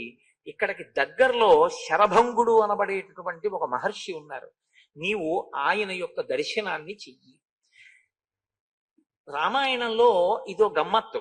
రాక్షసులు శాప విమోచనం అయిపోయిన తర్వాత రాముడికి ఉపకారం చేస్తుంటారు. ఎందుకంటే రాముడు ఎందుకు వచ్చాడో, నరుడిగా ఎందుకున్నాడో, ఎందుకు ఇంత కష్టపడుతున్నాడో వాళ్ళకి తెలుసు. కాబట్టి వాళ్ళ ఉపకారం చేస్తుంటారు. చిన్నప్పుడు ఏదో చాకలి బండ ఏదో ఆట ఉండేది. బట్ట పట్టుకుని పరిగెడుతూ ఏదో ఒకళ్ళ వెనకాలేసి ఒకళ్ళు ముట్టుకుని వాళ్ళని ఒకళ్ళు ముట్టుకుని ఇలాగా. అలా రాముడి చెయ్యి తీసుకెళ్లి ఒకరు ఇంకోరి చేతిలో పెడితే వాళ్ళు ఇంకోళ్ళ చేతిలో పెడుతుంటారు. అలా ఋషుల యొక్క చేతులు మారుతూ పెడుతూ ఉంటాడు రాముడు. ఇప్పుడు రాముడు, సీతమ్మ, లక్ష్మణమూర్తి కలిసి శరభంగుని యొక్క ఆశ్రమానికి వెళ్ళారు. ఆ ఋషుల యొక్క తేజస్సు, వాళ్ళ యొక్క గొప్పతనం ఎంత గొప్పగా ఉంటుందంటే, ఆశ్రమం శరభంగస్య రాఘవోభిజగామః తస్య దేవ ప్రభావస్య తపసా భావితాత్మనః. ఆ శరభంగ మహర్షి దైవము యొక్క సాక్షాత్కారమును పొందినటువంటి వాడు, దివ్యమైనటువంటి శక్తి సంపన్నుడు. ఆయన ఒక్కసారి పిలిస్తే దేవతలే వచ్చి ఆయన ముందు నిలబడతారు. దేవతలు కార్యార్థులై ఆయన దగ్గరికి వస్తూ ఉంటారు. ఆయన అన్ని లోకములలో ఉండేటటువంటి సుఖములను కూడా తన తపశక్తి చేత జయించుకున్నవాడు. అంతటి మహానుభావుడు శరభంగుడంటే. ఆయన ఆశ్రమానికి వెళ్ళి ఆ ఆశ్రమం లోపలికి వెడదాం అనుకుని ప్రయత్నం చేస్తున్న సమయంలో ఆ ముగ్గురికి ఒక ఆశ్చర్యకరమైనటువంటి విషయం ఒకటి కనపడింది. ముగ్గురు చూస్తున్నారు సీతారామ లక్ష్మణులు. సమీపే శరభంగస్య దదర్శ మహదద్భుతం విభ్రాజమానం వపుషా సూర్య వైశ్వానరూపమం. శరభంగ మహర్షి యొక్క ఆశ్రమానికి సమీపంలో అగ్నిహోత్రుడు, సూర్యుడు వాళ్ళ యొక్క తేజస్స అన్నట్టుగా ఒక గొప్ప తేజపుంజం ఒకటి కనపడింది. అవరుహ్య రథోత్సంగాత్ ఆకాశే విబుధానుగం అసంస్పృశంతం వసుధాం దదర్శ విభుదేశ్వరం. ఒక రథం ఒకటి భూమికి పైన నిలబడి ఉంది శరభంగుని యొక్క ఆశ్రమంలో. శరభంగుడు కూర్చుని ఉన్నాడు. ఆయనతో ఆ రథంలోని వ్యక్తి మాట్లాడుతున్నాడు. ఆ రథం మాత్రం భూమి మీదకి దిగలేదు, దిగకుండా భూమి మీదకి నిలబడి ఉంది. అది ఆ నిలబడినటువంటి ఆ రథం ఎంత గొప్పగా ఉందంటే, సుప్రభాభరణం దేవం విరజోంబరధారిణం తద్విధైర్యేవ బహుభిః పూజ్యమానం మహాత్మభి హరిభిర్వాజిభిర్యుక్తం అంతరిక్షగతం రథం దదర్శా దూరతస్తస్య తరుణాదిత్య సన్నిభం. అది ఆకుపచ్చని గుర్రములు కట్టబడి ఉంది. చంద్రమండలం ఎలా ఉంటుందో అలా గుండ్రటి గొడుగు ఒకటి దాని మీద ఉంది, తెల్లటి గొడుగు. అందులో కూర్చున్నటువంటి వ్యక్తి కోటి సూర్యుల పగిది ప్రకాశిస్తున్నాడు, గొప్ప కాంతితో ఉన్నాడు. ఇద్దరు దివ్యమైన కాంతలు ఆయనకు అటూ ఇటూ నిలబడి ఆయనకి చామరం వేస్తున్నారు. ఆ రథానికి 4 దిక్కులా ఒక్కొక్క దిక్కున 100 చప్పున అసలు ఆ యోధుల వంక చూస్తేనే ఆశ్చర్యంగా ఉంటుంది. అందరూ 25 సంవత్సరాల వయస్సున్నటువంటి యోధులు, చెవులకు కుండలములు పెట్టుకుని మెడలో హారములు వేసుకున్న వాళ్ళు, నిత్య యవ్వనంతో ఉండేవాళ్ళు. రథానికి 4 దిక్కులా 400 మంది చప్పున 400 మంది కాపు కాస్తున్నారు. ఆ రథంలో ఉన్నటువంటి వ్యక్తి గొప్ప కిరీటాన్ని ధరించి ఉన్నాడు. రాముడు ఆ రథం కిందకి భూమికి తాకకపోవడం, అందులో కూర్చున్న వ్యక్తి శరభంగుడితో మాట్లాడుతూ ఉండడం చూసి ఆశ్చర్యపోయి, నేను దగ్గరగా వెళ్ళి ఆయన ఎవరో చూసొస్తాను అని రాముడు, లక్ష్మణ నువ్వు సీతమ్మని కాపాడుతుండు, నేను వెడతానని వెళ్తుంటాడు. ఇది మీరు రాముడి యొక్క ప్రజ్ఞ మీరు గమనించాలి. ఎప్పుడు రాముడు ఏదో ఆశ్చర్యకరమైంది కనిపించింది కదా అని తను వెళ్ళిపోవడం ఉండదు. ఎందుకంటే ఎప్పుడూ సీతమ్మని కాపాడుతూ ఉంటాడు. లక్ష్మణ నువ్వు సీతమ్మని చూస్తుండు, నేను వెడతానంటాడు అని దగ్గరగా వెడుతున్నాడు. అందులో కూర్చుని ఉన్నటువంటి వ్యక్తి ఇంద్రుడు. ఆయన శరభంగుడితోటి ఒక కార్యార్థి అయి వచ్చాడు. అంటే ఇంద్రుడు శరభంగుడిని పిలిపించడం కాదు, శరభంగుడితో పనుంటే ఇంద్రుడే వస్తాడు. అంటే అది ఆయన తపశ్శక్తి. ఎటువంటి మహర్షుల యొక్క దర్శనం చేశారో చూడండి రామాయణంలో రామచంద్రమూర్తి. ఇహోపయాత్యసౌ రామో యవాన్మాం నాభిభాషతే నిష్టాన్నయతు తావత్తు తతో మాం ద్రష్టుమర్హతి. జితవంతం కృతార్థంచ ద్రష్టా చిరాదిమం కర్మ హ్యనేన కర్తవ్యం మహదన్యై సుదుష్కురం. నేను కొద్ది కాలం పోయిన తరువాత రాముడితో మాట్లాడతాను. ఎవరు చెప్తున్నారు ఈ మాటలు? ఆ రథంలో కూర్చున్నటువంటి ఇంద్రుడి శరభంగుడితో చెప్తున్నాడు. ఎప్పుడు మాట్లాడతాట? జితవంతం కృతార్థంచ ద్రష్టాహమ చిరాదిమం. కొద్ది కాలంలోనే నేను ఈ రాముణ్ణి ఆయన అనుకున్నటువంటి కార్యాన్ని పూర్తి చేసుకున్న రాముడితో మాట్లాడతాను. ఆయన పెట్టుకున్నటువంటి పని అంత తేలికైనటువంటి పనేం కాదు. ఆయన కృతార్థుడవడం కోసం ఓ శరభంగ మహర్షి, నీవు ఆయనకి ఎటువంటి సమర్థతని ప్రకాశింపచెయ్యవలసి ఉంటుందో దాన్ని ఆయనకి నువ్వు కల్పించు. ఆ వస్తున్నటువంటి రాముడు నన్ను కాని చూస్తే, నేను రాముణ్ణి చూస్తే మాట్లాడకుండా ఉండడం బాగుండదు. కాబట్టి రాముడు దగ్గరికి వచ్చేటప్పటికే యవన్మాం అభిభాషతే, నేను ఇప్పుడు మాట్లాడకూడదు, కాబట్టి నేను ఇక్కడి నుంచి వెళ్ళిపోవాలి. ఎప్పుడు మాట్లాడతాను? నిష్టాన్నయతు తావత్తు, ఆయన కార్యం ఒకటి పెట్టుకుని ఉన్నాడు, దాన్ని జితవంతం కృతార్థంచ, ఆయన కృతార్థుడై ఆ కార్యాన్ని నెరవేర్చుకున్న తర్వాత తతో మాం ద్రష్టుమర్హతి, అప్పుడు నేను ఆయన్ని చూస్తాను. కాబట్టి నేను ఇప్పుడు గబగబా బయలుదేరిపోతున్నాను. కారణం ఏంటంటే రాముడు వచ్చేస్తున్నాడు శరభంగ మహర్షి అని వెళ్ళిపోయాడు. శరభంగ మహర్షి దగ్గరికి వెళ్ళు అని తుంబురుడు చెప్పడం, తుంబురుడు చెప్తే రాముడు రావడం, రాముడు రాకముందే ఇంద్రుడు రావడం, ఇంద్రుడు వచ్చి శరభంగుడితో మాట్లాడుతూ ఉండడం. అప్పటికి ముందే శరభంగుడు బహుశా ఏం చెప్పి ఉండాలంటే, రావణ సంహారం కోసం రాముడు అరణ్యవాసానికి వచ్చాడు కాబట్టి రామచంద్రమూర్తి ఈ రావణ వధ అనబడేటటువంటి కార్యాన్ని నిర్వహించడానికి కావలసినటువంటి సమర్థత మీ తపోముల యొక్క బలములు ఆయనకి ధారపోసి ప్రకాశింపచేయాలి. ఆయన యందు అంత శక్తి నిక్షేపించాలి. ఎందుకంటే రావణ సంహారం అంటే అంత తేలికైన విషయం కాదు. అంత ఉగ్రమైన తపస్సు చేసిన వాడు రావణుడు కూడా. కాబట్టి ఈ మాటలు బహుశా శరభంగుడితో ఇంద్రుడు చెప్పి ఉండాలి. రాముడు వచ్చేస్తున్నాడు కాబట్టి ఇంకా నేను ఉండను అని ఇంద్రుడు అంతర్ధానం అయిపోయాడు. ఆ రథంతో వెళ్ళిపోయాడు. సీతాలక్ష్మణ సహితుడై రాముడు అక్కడికి వెళ్ళాడు. వెళ్ళి తస్య పాదౌచ సంగృహ్య రామ సీతాచ లక్ష్మణ నిషేధు సమనుజ్ఞాత లబ్ధవాసా నిమంత్రితాః. సీతాలక్ష్మణ సహితుడైనటువంటి రాముడు ఆ మహర్షి యొక్క పాదములకు నమస్కారం చేసి, నేను ఎక్కడ ఉండాలో, నాకు ఒక ఆశ్రమాన్ని ఎక్కడ నిర్మాణం చేసుకోవాలో నాకు చోటు చూపించవలసింది అని అడిగాడు. నేను ఇక్కడ మీతో ఒక విషయాన్ని ప్రస్తావన చేయవలసి ఉంటుంది. అరణ్యకాండలోనే కాదు, శ్రీరామాయణంలో మీకు అనేక పర్యాయాలు ఏమొస్తుందంటే ప్రదక్షిణం చేశాడు, నమస్కారం చేశాడు, ఈ రెండు మాటలు అస్తమానం వస్తాయి. మీరు కిష్కింధకాండకి వెళ్ళండి, మిమ్మల్ని వదిలిపెట్టవు. అరణ్యకాండలో మిమ్మల్ని వదలవు, అయోధ్యకాండలో వదలవు, సుందరకాండలో వదలవు, యుద్ధకాండలో వదలవు. ఎప్పుడూ కనపడతాయి ఆ మాటలు. ప్రదక్షిణం, నమస్కారం, ఈ రెండూ కనపడతాయి. అయితే నేను మీతో ఒక విషయాన్ని చెప్పి ముందుకెడితే బాగుంటుంది. మనం నమస్కారం ఒకటి చేస్తూ ఉంటాం లోకంలో. ఈ నమస్కారం చెయ్యడం మంచిదే, నేను ఎప్పుడు కాదన్నా. నమస్కారం చేయడం దోషం అన్న మాట నేను కాదు, ఎవ్వరూ అనలేరు.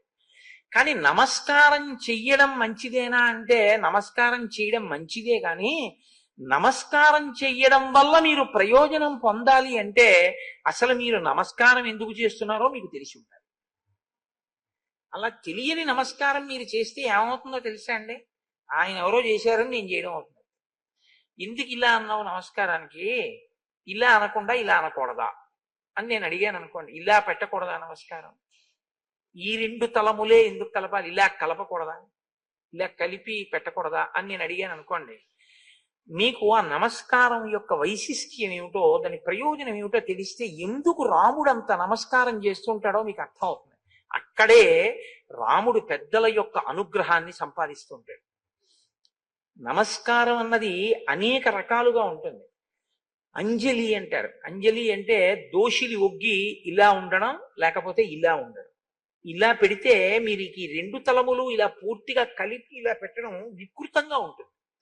ఇలా కలిపి ఈ రెండు బొటన వేళ్ళు కలిపి మీరు ఇలా పెడితే, నమస్కారం అన్న మాట ఎందుకు వాడతారంటే ఇవి 5 కర్మేంద్రియములకు గుర్తు, ఇది 5 జ్ఞానేంద్రియములకు గుర్తు. ఈ 5 కర్మేంద్రియాల్ని 5 జ్ఞానేంద్రియాల్ని కలిపి బుద్ధిస్థానమైనటువంటి శిరస్సుని కలిపి 11టిని మీ పాదముల దగ్గర న్యాసం చేస్తున్నాను. నేను మీ దగ్గర వంగాను, మీరు మహాత్ములని, కాబట్టి మీరు నన్ను అనుగ్రహించండి అని అడగడం నమస్కారానికి గుర్తు. అప్పుడు ఏమవుతుందంటే మీరు అనుగ్రహం పొందడానికి మీ మనసు సిద్ధంగా ఉంటుంది. లేకుండా మీరు కేవలం ఆ భంగిమ ఒకటే పెట్టారనుకోండి, దానివల్ల నేను మీతో అన్న మాట అదే, భంగిమ పెట్టగలరేమో కానీ మనసు సంస్కారాన్ని పొందదు. లేకపోతే ఏమై కూర్చుంటుందో తెలుసా అండి? ఇలా అంటారు.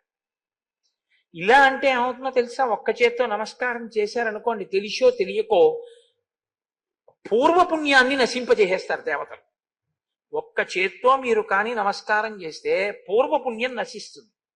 కాబట్టి ఎప్పుడూ కూడా ఒక్క చేత్తో నమస్కారం ఎన్నడూ చేయకూడదు. అయితే మీరు నన్ను ఆ మాట అడగచ్చు, ఏమంటే మరి ఒంటి చేత్తో కదా శాల్యూట్ చేస్తారు మిలిటరీలోనూ అక్కడను, మరి తప్పేనా అని నన్ను అడగచ్చు.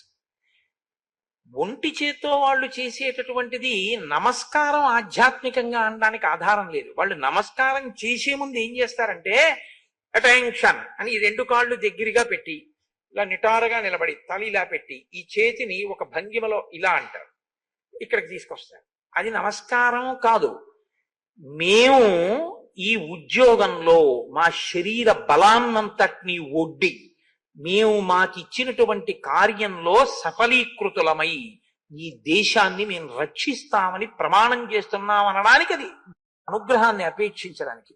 కాబట్టి ఎప్పుడూ ఇలాగే చెయ్యాలి.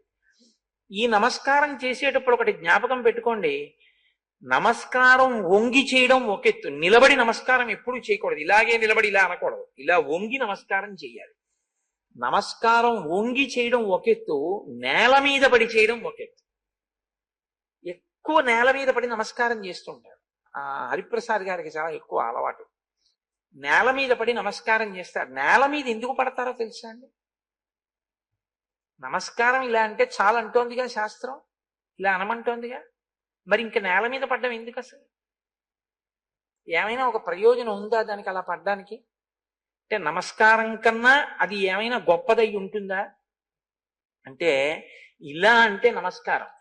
నేల మీద పడితే ఏమంటారో తెలుసా అండి? దండం అంటారు. దండం అంటే ఏమిటో తెలుసా? కర్ర. కర్రని మీరు చేత్తో ఇలా పట్టుకున్నారనుకోండి, నిలబడుతుంది. ఇలా వదిలేస్తే కింద పడిపోతుంది నేల మీద. మీలో అహంకారం పట్టుకుని ఉన్నంతసేపు ఇలా నిలబడతారు. నాదేముందండి ఇదంతా మీ అనుగ్రహం అని చెప్పడం, అహంకారం వదిలితే కర్ర పడ్డట్టు పడతారు. అది పడ్డాడంటే పడ్డవాడు చెడ్డవాడు కాదు, కింద పడ్డవాడు. అహంకార పరిత్యాగం చేసి ఇది నా గొప్ప కాదు మీ గొప్పే అని చెప్తున్నాడని గుర్తు. అందుకని పడతారు నేల మీద. కాదు, ఎందుకు పడతారో తెలుసా అండి? అది దండం ఎప్పుడైంది, కర్ర ఎప్పుడైంది? చెట్టు నుంచి విరిచేసి తీసుకొచ్చి దాని తొక్క పీకేసి మీరు ఎండలో పడేస్తే కర్ర అవుతుంది. పచ్చిగా ఉంటే కొమ్మ అవుతుంది కదా. అది పచ్చిగా ఉంటే కొమ్మ చెట్టుకుంటే, విరిచేసి తెచ్చి ఎండిపోతేనే కర్ర. నేను ఒక చెట్టులో ఉన్నప్పుడు నేను పచ్చిగా ఉండి నాకు ఆకులు పువ్వులు కాయలు పళ్ళు వచ్చేటట్టు నాలో ఒక ఆకుపచ్చని ప్రవాహంగా ఉన్నవాడెవడో వాడు నాలో లేకపోతే నేను ఒక కర్రనై ఉన్నాను. ఇప్పుడు నాలో ఏమీ ఇప్పుడు ఆకుపచ్చతనం రాదు, ఆకులు రావు, కాయలుండవు, పళ్ళుండవు, పువ్వులుండవు. ఆ ఆకుపచ్చతనం ఇచ్చిన వాడెవడో వాడు ఈశ్వరుడు. ఆ ఈశ్వర శక్తి మీలో కూడా బాగా ప్రకాశిస్తోంది, ఆయన్ని నమ్మి అనుష్ఠిస్తున్నారు కాబట్టి అది లోపల ఉంటే నేను చెట్టు కొమ్మని, అది లేకపోతే కర్రని. అది మీ యందుంది. మీరు అటువంటి ప్రవాహాన్ని నా యందు పరిపుష్టం చేసి నేను ఇలాగే సంతోషంగా 10 కార్యాలు చేసేటట్టు అనుగ్రహించండి అని అడగడం కర్రలా కింద పడ్డాం. ఈ భావన తెలిసి ఉండడం. అందుకని పడతారు కర్రలా. కాదు, ఇంకెందుకు పడతారో తెలుసా అండి? నించున్నవాడు పడిపోతాడు, కూర్చున్నవాడు పడిపోతాడు, భూమి మీద పడిపోయినవాడు ఇంకా పడ్డానికి ఏం ఉండదు. కాబట్టి అయ్యా నేను ఇంకా పడిపోకుండా నన్ను రక్షించండి. నేను ఇన్నాళ్ళు బాగా నించున్నవాడిని అనుకోవట్లేదు, పడిపోయినవాడిని. ఇంకా పడిపోకుండా నన్ను మీరు కాపాడండి, నన్ను పైకి ఎత్తండి అని అడగడం పడిపోయానని చెప్పడానికి. పడిపోయిన వాడిని కాబట్టి ఇక పడను. ఇది తెలిస్తే వినయంతో పడిపోతాడు. కాదు, ఇంకా ఎందుకు పడిపోతాడో తెలుసా అండి? పడిపోతే పృష్ఠభాగం కనపడుతుంది, పడకపోతే పృష్ఠభాగం కనపడదు. ఇలా నిలబడి నమస్కారం చేసాం అనుకోండి, ముందు భాగం కనపడుతుంది. పడిపోతే పృష్ఠభాగం కనపడుతుంది. పృష్ఠభాగం పెద్దలకి చూపించకూడదు. సభ ఉందనుకోండి, సభకి పృష్ఠభాగం పెట్టి కూర్చోకూడదు.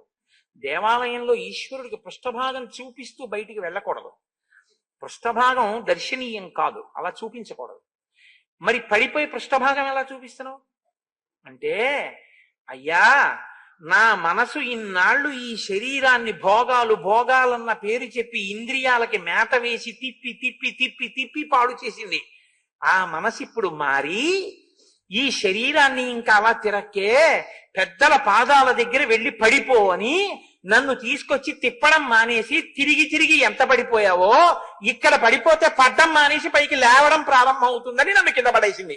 అందుకని ఇప్పుడు నేను నా ఇంద్రియాలకి భోగాలకి నా పృష్ఠభాగం చూపిస్తున్నాను, మీ పాదాలకి నా కళ్ళు చూపిస్తున్నాను. కాబట్టి మీరు నన్ను అనుగ్రహించండి అని చెప్పడానికి కింద పడతాడు.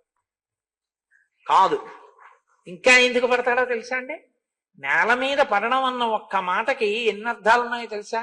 అంతా బాగుంది, జ్వరం వచ్చింది, నడవగలడా? నడవలేడు, నీరసపడిపోతాడు. జ్వరం వచ్చినంత మాత్రాన హరించినట్టు శక్తిని ఏదో ఒక రోజున నేను చేసిన పాపం నాలో ఉన్న శక్తిని హరించి పడగొట్టేస్తుంది.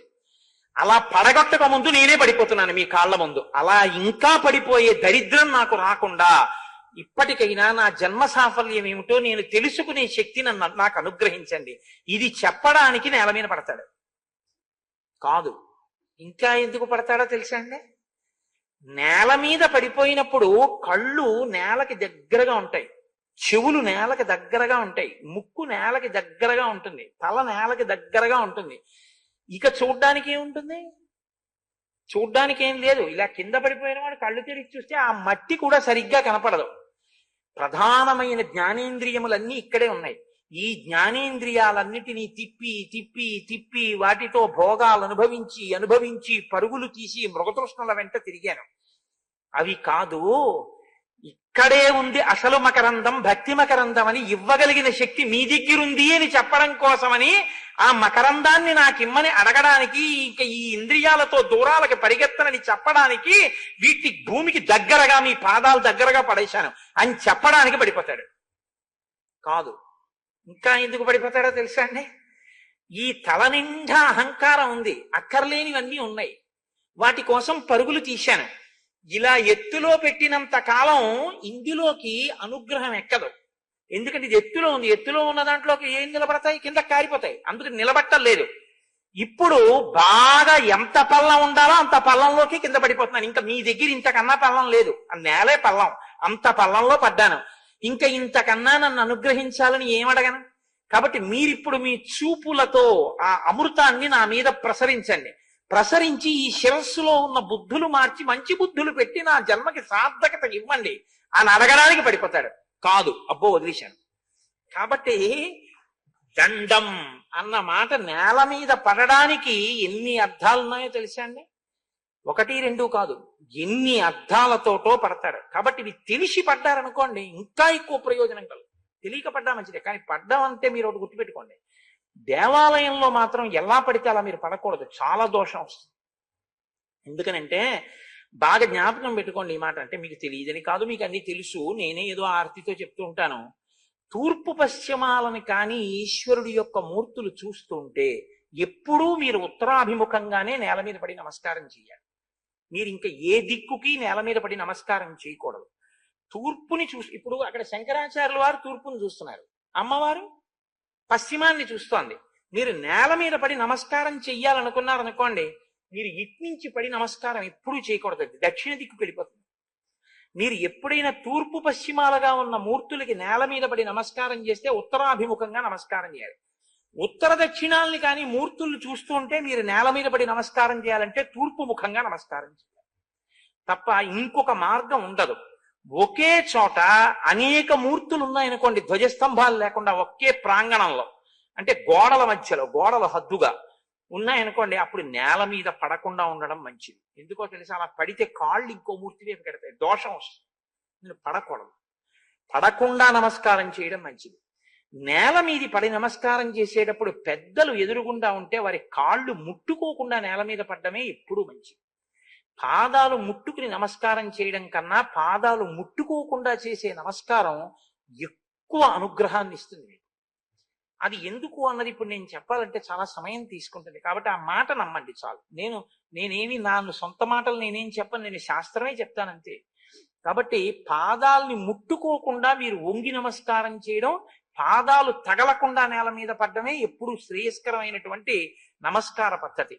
ప్రదక్షిణం చేసి నేల మీద పడుతుంటారు. ప్రదక్షిణం అంటే మీరు బాగా గుర్తుపెట్టుకోండి, ప్రదక్షిణం ఎలా చెయ్యాలి అని ఒక అనుమానం ఉంటుంటుంది చాలా మంది.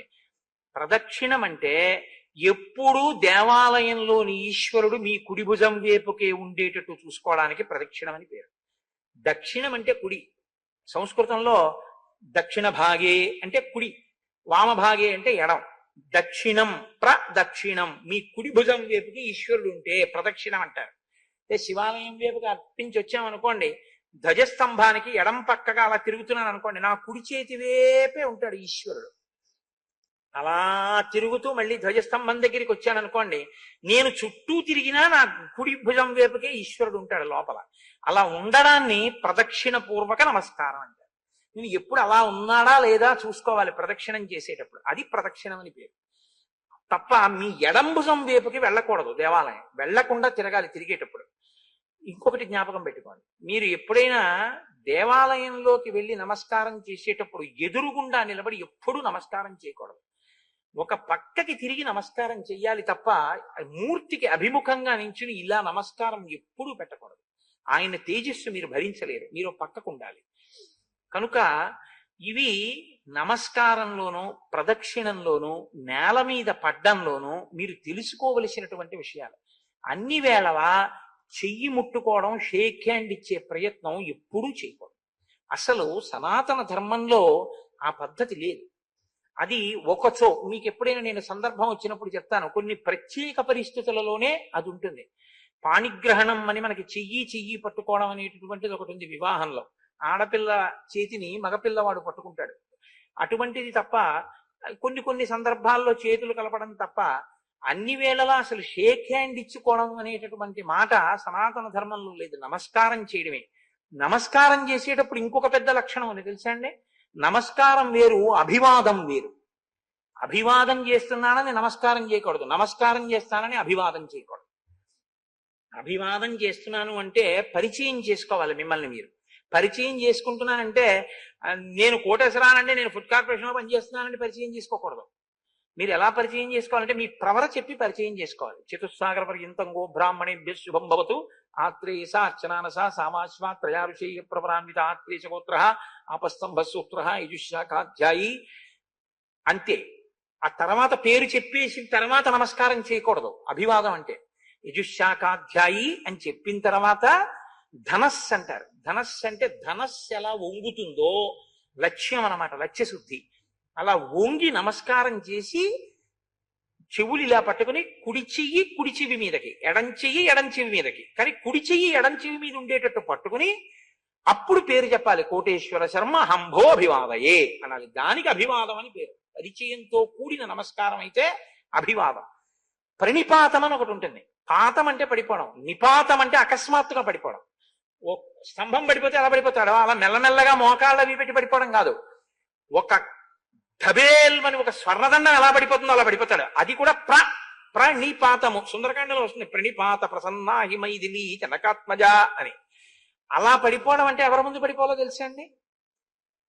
పరమ విజ్ఞుడైనటువంటి గురువు అకస్మాత్తుగా అనుకోకుండా గురువు గారు కనపడితే స్వర్ణదండం నేల మీద పడ్డట్టు పడిపోవాలి. అంటే అది ఆ స్థాయి ఎవరికి ఉంటుందంటే, ఒక భారతీ తీర్థ మహాస్వామి వంటి మహాస్వాములు కనపడితే ప్రణిపాతం చేశారంటారు. ప్రణిపాతం అంటే స్వర్ణదండం నేల మీద పడిపోతే దెబ్బ తగులుతుందేమో అని కూడా చూడకుండా ఎలా పడుతుందో అలా పడితే దాన్ని ప్రణిపాతం అంటారు.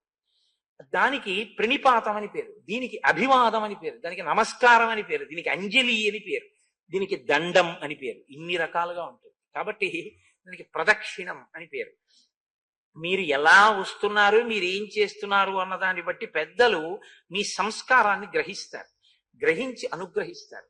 అనుగ్రహించడానికి వీలుగా మీరు లోపల మనసులో పరిపుష్టం చేసుకున్నారనుకోండి, పరిపుష్టం చేసుకుంటే అప్పుడు ఏమవుతుందంటే మీరు దాన్ని పొందడానికి బాగా యోగ్యతని పొందుతారు. కాబట్టి ఇది చెప్పకుండా నేను అనేక మాటలు రాముడు నమస్కారం చేశాడు, రాముడు నమస్కారం చేశాడు, సీతమ్మ నమస్కారం చేసిందని చెప్తే దానికి అందం ఉండదు. రెండు మీరు ఒకటి గుర్తుపెట్టుకోండి. మీ ఇంటికి పెద్దలు ఎవరైనా వచ్చారనుకోండి, మీరు మీ ఇంటికి పెద్దల్ని పిలిచారనుకోండి, మీ ఇంటికి పెద్దలు వచ్చారనుకోండి, మీరు ఒకసారి నమస్కారం చేసి మీ ఆవిడని ఒకసారి నమస్కారం చేయమని, మీ అబ్బాయిని ఒకసారి నమస్కారం చేయమని, మీ కోడలను ఒకసారి నమస్కారం చేయమని, మీ మనవడిని ఒకసారి నమస్కారం చేయమని, మనవరాలను ఒకసారి నమస్కారం చేయమని అలా చేయకూడదు.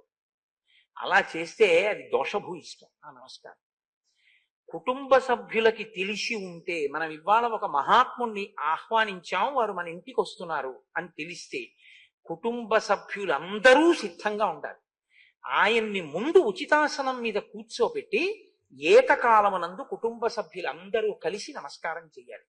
ఆడదాని యొక్క కడుపు వక్షస్థలం భూమికి తగలకూడదు. అవి ఈ లోకం పరిఢవిల్లడానికి స్థానములు కనుక మాతృత్వం ఎప్పుడూ కూడా అగౌరవపడకూడదు. అందుకని వాళ్ళకి పంచాంగ నమస్కారం.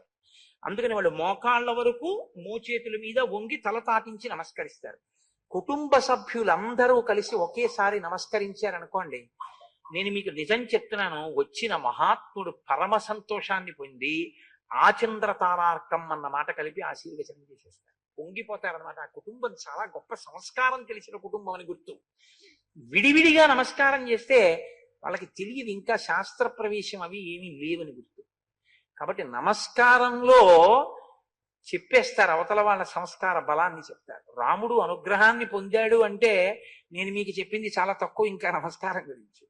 ఇంకా అసలు నమస్కారము, ప్రదక్షిణము, దండము, ప్రణిపాతము, అభివాదము, వీటి మీద మీరు ఒక ఉపన్యాసాన్ని పెట్టుకోమని కాదు సుమండి బాబు నా ఉద్దేశం.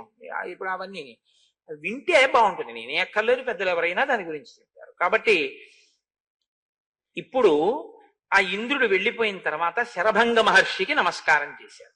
నమస్కారం చేస్తే ఆయన ఎంతో సంతోషించి నేను నా తపస్సుతో సాధించినటువంటి అక్షయమైన లోకములలో ఉన్న సుఖములన్నింటినీ రామా నీకు ధారపోసేస్తున్నాను అన్నాడు. రాముడు అన్నాడు, అహమేవాహరిష్యామి సర్వలోకాన్ మహామునే ఆవాసం త్వహమిచ్చామి ప్రదిష్టమిహ కానని. మీరిచ్చినవి నేను స్వీకరిస్తాను ఆ ఫలములు, కానీ నేను ఎక్కడ ఉండి తపస్సు చేయడానికి అనువుగా ఉంటుందో నాకు అటువంటి ప్రాంతాన్ని చూపించవలసి ఉంటుంది. నేను ఎక్కడ ఉండి ఈ 14 సంవత్సరములో ఈ ఆశ్రమవాసాన్ని లేదా అరణ్యవాసాన్ని పూర్తి చేసుకోవచ్చో నాకు అటువంటి ప్రదేశాన్ని చూపించండి. అంటే ఆయన అన్నాడు, నీకు అటువంటి ప్రదేశాన్ని సుతీక్ష్ణుడు అనబడేటటువంటి మహర్షి ఇక్కడికి దగ్గరలో ఉన్నారు. గంగ మీద గుత్తులు గుత్తులుగా పువ్వులు వెళ్ళిపోతుంటాయి. ఆ మార్గాన్ని పట్టి వెళ్ళు. చాలా విచిత్రంగా ఉంటుందండి వర్ణనలన్నీ రామాయణంలో. ఆ మార్గాన్ని బట్టి వెళ్ళు. వెడితే నీకు అక్కడ ఒక గొప్ప ఆశ్రమం కనపడుతుంది. ఆ సుతీక్ష్ణుడు అన్న మహర్షి చెప్తారు అన్నారు. అని రామ, నేను నీ దర్శనం కోసమే ఎదురు చూస్తున్నాను ఇంతకాలం నుంచి. లేకపోతే ఈ శరీరాన్ని ఎప్పుడూ వదిలిపెట్టి ఉండేవాడిని. ఇది వాళ్ళకి ఎలా ఉంటుందో తెలుసా అండి, శరీరం వదిలిపెట్టడం అన్నది. రమణ మహర్షి మాటల్లో చెప్పాలంటే కూలికి బియ్యం మోసేవాళ్లే ఉంటుంది. ఇప్పుడు కూలికి నేను ఒక బియ్యం బస్తా కొనుక్కుని 50 కేజీలు ఓ కూలివాడిని పిలిచి, ఏమయ్యా ఈ మూట తెచ్చి మా ఇంట్లో పడాయి అన్నాను అనుకోండి, ఆయన దాన్ని తల మీదో భుజం మీదో పెట్టుకుంటాడు. పాపం అది చేసి జీవనం చేస్తున్నాడు. కాబట్టి ఇప్పుడు ఆయన ఏమంటూ ఉంటాడంటే, ఏమండే ఇదేనా, ఈ సందేనా, 3వ ఇల్లు అన్నారు, ఈ ఇల్లేనా అంటాడు. ఎందుకని? ఎంత తొందరగా మూట కింద పారేద్దామా అని ఆయనకుంటుంది. కూలికొచ్చిన వాడు ఎత్తుకున్న బియ్యం మూట ఎలా ఉంటుందో జ్ఞానికి తన శరీరం అలా ఉంటుంది. దీన్ని ఎలా వదిలిపారేద్దామా ఇంకా చూస్తుంటాడు. అలాగని చంపేయకూడదు. తనంత తాను పడిపోయే వరకు చూడాలి. అలా పడకుండా మహాత్ముల దర్శనం కోసం అట్టి పెట్టుకుంటారు కూడా వాళ్ళు. వాళ్ళకి ఆ శక్తి ఉంటుంది. కాబట్టి నీ దర్శనం కోసం దీన్ని అట్టి పెట్టాను. లేకపోతే ఈ పాటికి నన్ను అసలు ఇంద్రుడు బ్రహ్మలోకానికి తీసుకెళ్ళడానికి వచ్చాడు రథం పట్టుకుని. నువ్వు వెళ్ళు, నేను వస్తానులే అన్నాను. అంటే మళ్ళీ ఇంద్రుడు వస్తాడా, అక్కర్లేదు, ఆయన రావడం ఎందుకు, నేనే వెళ్ళిపోతాను. అంటే ఎంత తపశ్శక్తి సంపన్నులో చూడండి ఈ దేశంలో. కాబట్టి రామ, నీ దర్శనం అయిపోయింది, నీకు నేను అతిథి పూజ చేశాను, కాబట్టి ఈ శరీరాన్ని విడిచిపెట్టేస్తాను అన్నాడు. సీతారామ లక్ష్మణులు తెల్లబోయి చూస్తున్నారు. ఏమిటి శరీరం, ఏమిటి విడిచిపెట్టే, ఏమిటి బ్రహ్మలోకానికి వెళ్ళిపోవడం ఏంటి అంటే తెలియదని కాదు, రాముడికి ఆ శక్తి ఎరుగనివాడని కాదు దాని ఉద్దేశ్యం. మీరు ఆ సంఘటనను అసలు అలా ఎలా వదులుతారన్నది మీరు చూడాలి. అది ఎలా ఉంటుందంటే, ఏషబంధానర వ్యాఘ్ర ముహూర్తం పశ్యతాతమాం యావజ్జహామి గాత్రాణి జీర్ణం తచమివోరగ తతోగ్నిం సుసమాధాయ హుత్వా చాజ్యేన మంత్రవిత్ శరభంగో మహాతేజా ప్రవివేశ హుతాశనం తస్య రోమాణి కేశాంశ్చ దదాహగ్నిర్మహాత్మనః జీర్ణాం తచం తథాస్తీని యచ్చ మాంసం సశోడితం సచ పావక సంకాశః కుమారః సమపద్యతః ఉద్ధాయాగ్నిచయాత్ తస్మాత్ శరభంగో వ్యరోచత సలోకాన్ ఆహితాగ్నీనాం ఋషీణాంచ మహాత్మనాం దేవానాంచ వ్యతిక్రమ్య బ్రహ్మలోకం వ్యరోచత సపుణ్యకర్మా భువనీ ద్విజర్షభ పితామహం సానుచరం దదర్శః పితామహశ్చాపి సమీక్ష్యతం ద్విజం ననంద సుస్వాగతం ఇత్యువాచ. ఆ శరభంగ మహర్షి, రామా చూడు, నేను బ్రహ్మలోకానికి వెళ్ళిపోతున్నాను అని అగ్నిహోత్రాన్ని వ్రేల్చారు. వ్రేల్చి అందులో నెయ్యి పోసి ఒక్కసారి ఆ హోమాన్ని చేసి, ఆ హోమంలో అగ్ని బాగా ప్రజ్వరిల్లిన తరువాత అందులోకి ప్రవేశించారు. ప్రవేశిస్తే సీతారామ లక్ష్మణులు చూస్తున్నారు. చూస్తుంటేట తస్య రోమాని కేశాంశ్చ, ఆయన వెంట్రుకలు ఆ శరీరం మీద ఉన్న చిన్న చిన్న రోమాల దగ్గర నుంచి ఎముకల దగ్గర నుంచి అన్ని కాలి బూది అయిపోయి ఆ అగ్నిహోత్రంలో పడిపోయాయి. ఆ బూది కుప్ప కింద అగ్నిహోత్రంలోకి ఆయన పడిపోగానే అగ్నిహోత్రుని యొక్క కాంతితో సమానంగా కౌమార వయస్సుతో ఉన్న పిల్లవాడిగా, 15 ఏళ్ల పిల్లవాడిగా అగ్నిగుండంలోంచి పైకొచ్చి ఆ శరీరంతో బ్రహ్మలోకానికి వెళ్ళిపోయాడు. వెళ్ళిపోతే చతుర్ముఖ బ్రహ్మగారు సభాభవనంలోకి వస్తున్నటువంటి శరభంగుణ్ణి చూసి, స్వాగతం మహర్షి, రండి అన్నాడు. అంటే వెళ్ళి ఆయన ఉచితాసనం మీద కూర్చున్నట్ట శరభంగుడు. అంత గొప్ప తేజోవంతులై అంతటి మహాత్ములైనటువంటి వారి యొక్క దర్శనాన్ని పొందాడు మహానుభావుడు. అప్పుడు ఆ మిగిలినటువంటి ఋషులందరూ కూడా ఆ శరభంగుని యొక్క ఆశ్రమంలో ఉండేటటువంటి వాళ్ళు ఒకళ్ళు కాళ్ళు వైఖానసులు, మాలకిల్యులు, సంప్రక్షాలురు, మరీచివులు, పెక్కుమంది, ఆశ్మకుట్టులు, ఆ తర్వాత పత్రాహారులు, దంతోలూఖలులు, ఉన్మజ్జకులు, గాత్రశయ్యులు, ఆశయులు, రకరకాలైనటువంటి పేర్లతో రకరకాల సంప్రదాయాల్లో ఉండేటటువంటి ఋషులందరూ కూడా రాముడి చుట్టూ చేరి వాళ్ళన్నారట, అధర్మస్తు మహాంస్తాత భవేత్తస్య మహీపతే యో హరేత్ బలిషడ్భాగం నచ రక్షతి పుత్రవత్. పన్నులలో 6వ వంతు ఎలా కట్టించుకుంటాడో అలాగే మేము చేసేటటువంటి యజ్ఞాల్లోంచి కూడా రాజైనటువంటి వాడికి 6వ వంతు వెళ్ళిపోతూ ఉంటుంది. ప్రజల ఆదాయంలోంచి కూడా పన్ను 6వ వంతు కట్టించుకుంటున్నాడు. కట్టించుకున్నటువంటి రాజు కాపాడి తీరాలి ప్రజల్ని. హోమాలు, యజ్ఞాలు, యాగాలు ఏవి జరుగుతాయో అందులో 4వ వంతు ఎడుతుంది. ప్రజల యొక్క ఆదాయంలో 6వ వంతు ఎడుతుంది. ఇవి పుచ్చుకున్న రాజు కేవలం భోగం అనుభవించడానికి కాదు, వాళ్ళని రక్షించాలి. కాబట్టి రామ, నువ్వు మమ్మల్ని రక్షించి తీరాలి. యత్కరోతి పరం ధర్మం మునిర్మూల ఫలాశన తత్ర రాజ్ఞశ్చతుర్భాగ ప్రజాధర్మేణ రక్షత. మా తపస్సులో 4వ భాగాన్ని ఉత్తినే పుచ్చుకోకూడదు, మమ్మల్ని రక్షించి పుచ్చుకోవాలి. కాబట్టి నాయన, ప్రత్యేకించి ఈ పంపా సరోవర ప్రాంతంలో మందాకిని నదీ తీరంలో ఉండేటటువంటి వాళ్ళని, చిత్రకూట పర్వతం మీద ఉండే వాళ్ళని రాక్షసులు విపరీతంగా వేధిస్తున్నారు. మేమందరం కూడా తతస్వాం శరణార్థంచ శరణ్యం సముపస్థితాః పరిపాలయను రామ మధ్యమానాన్ నిశాచరైః.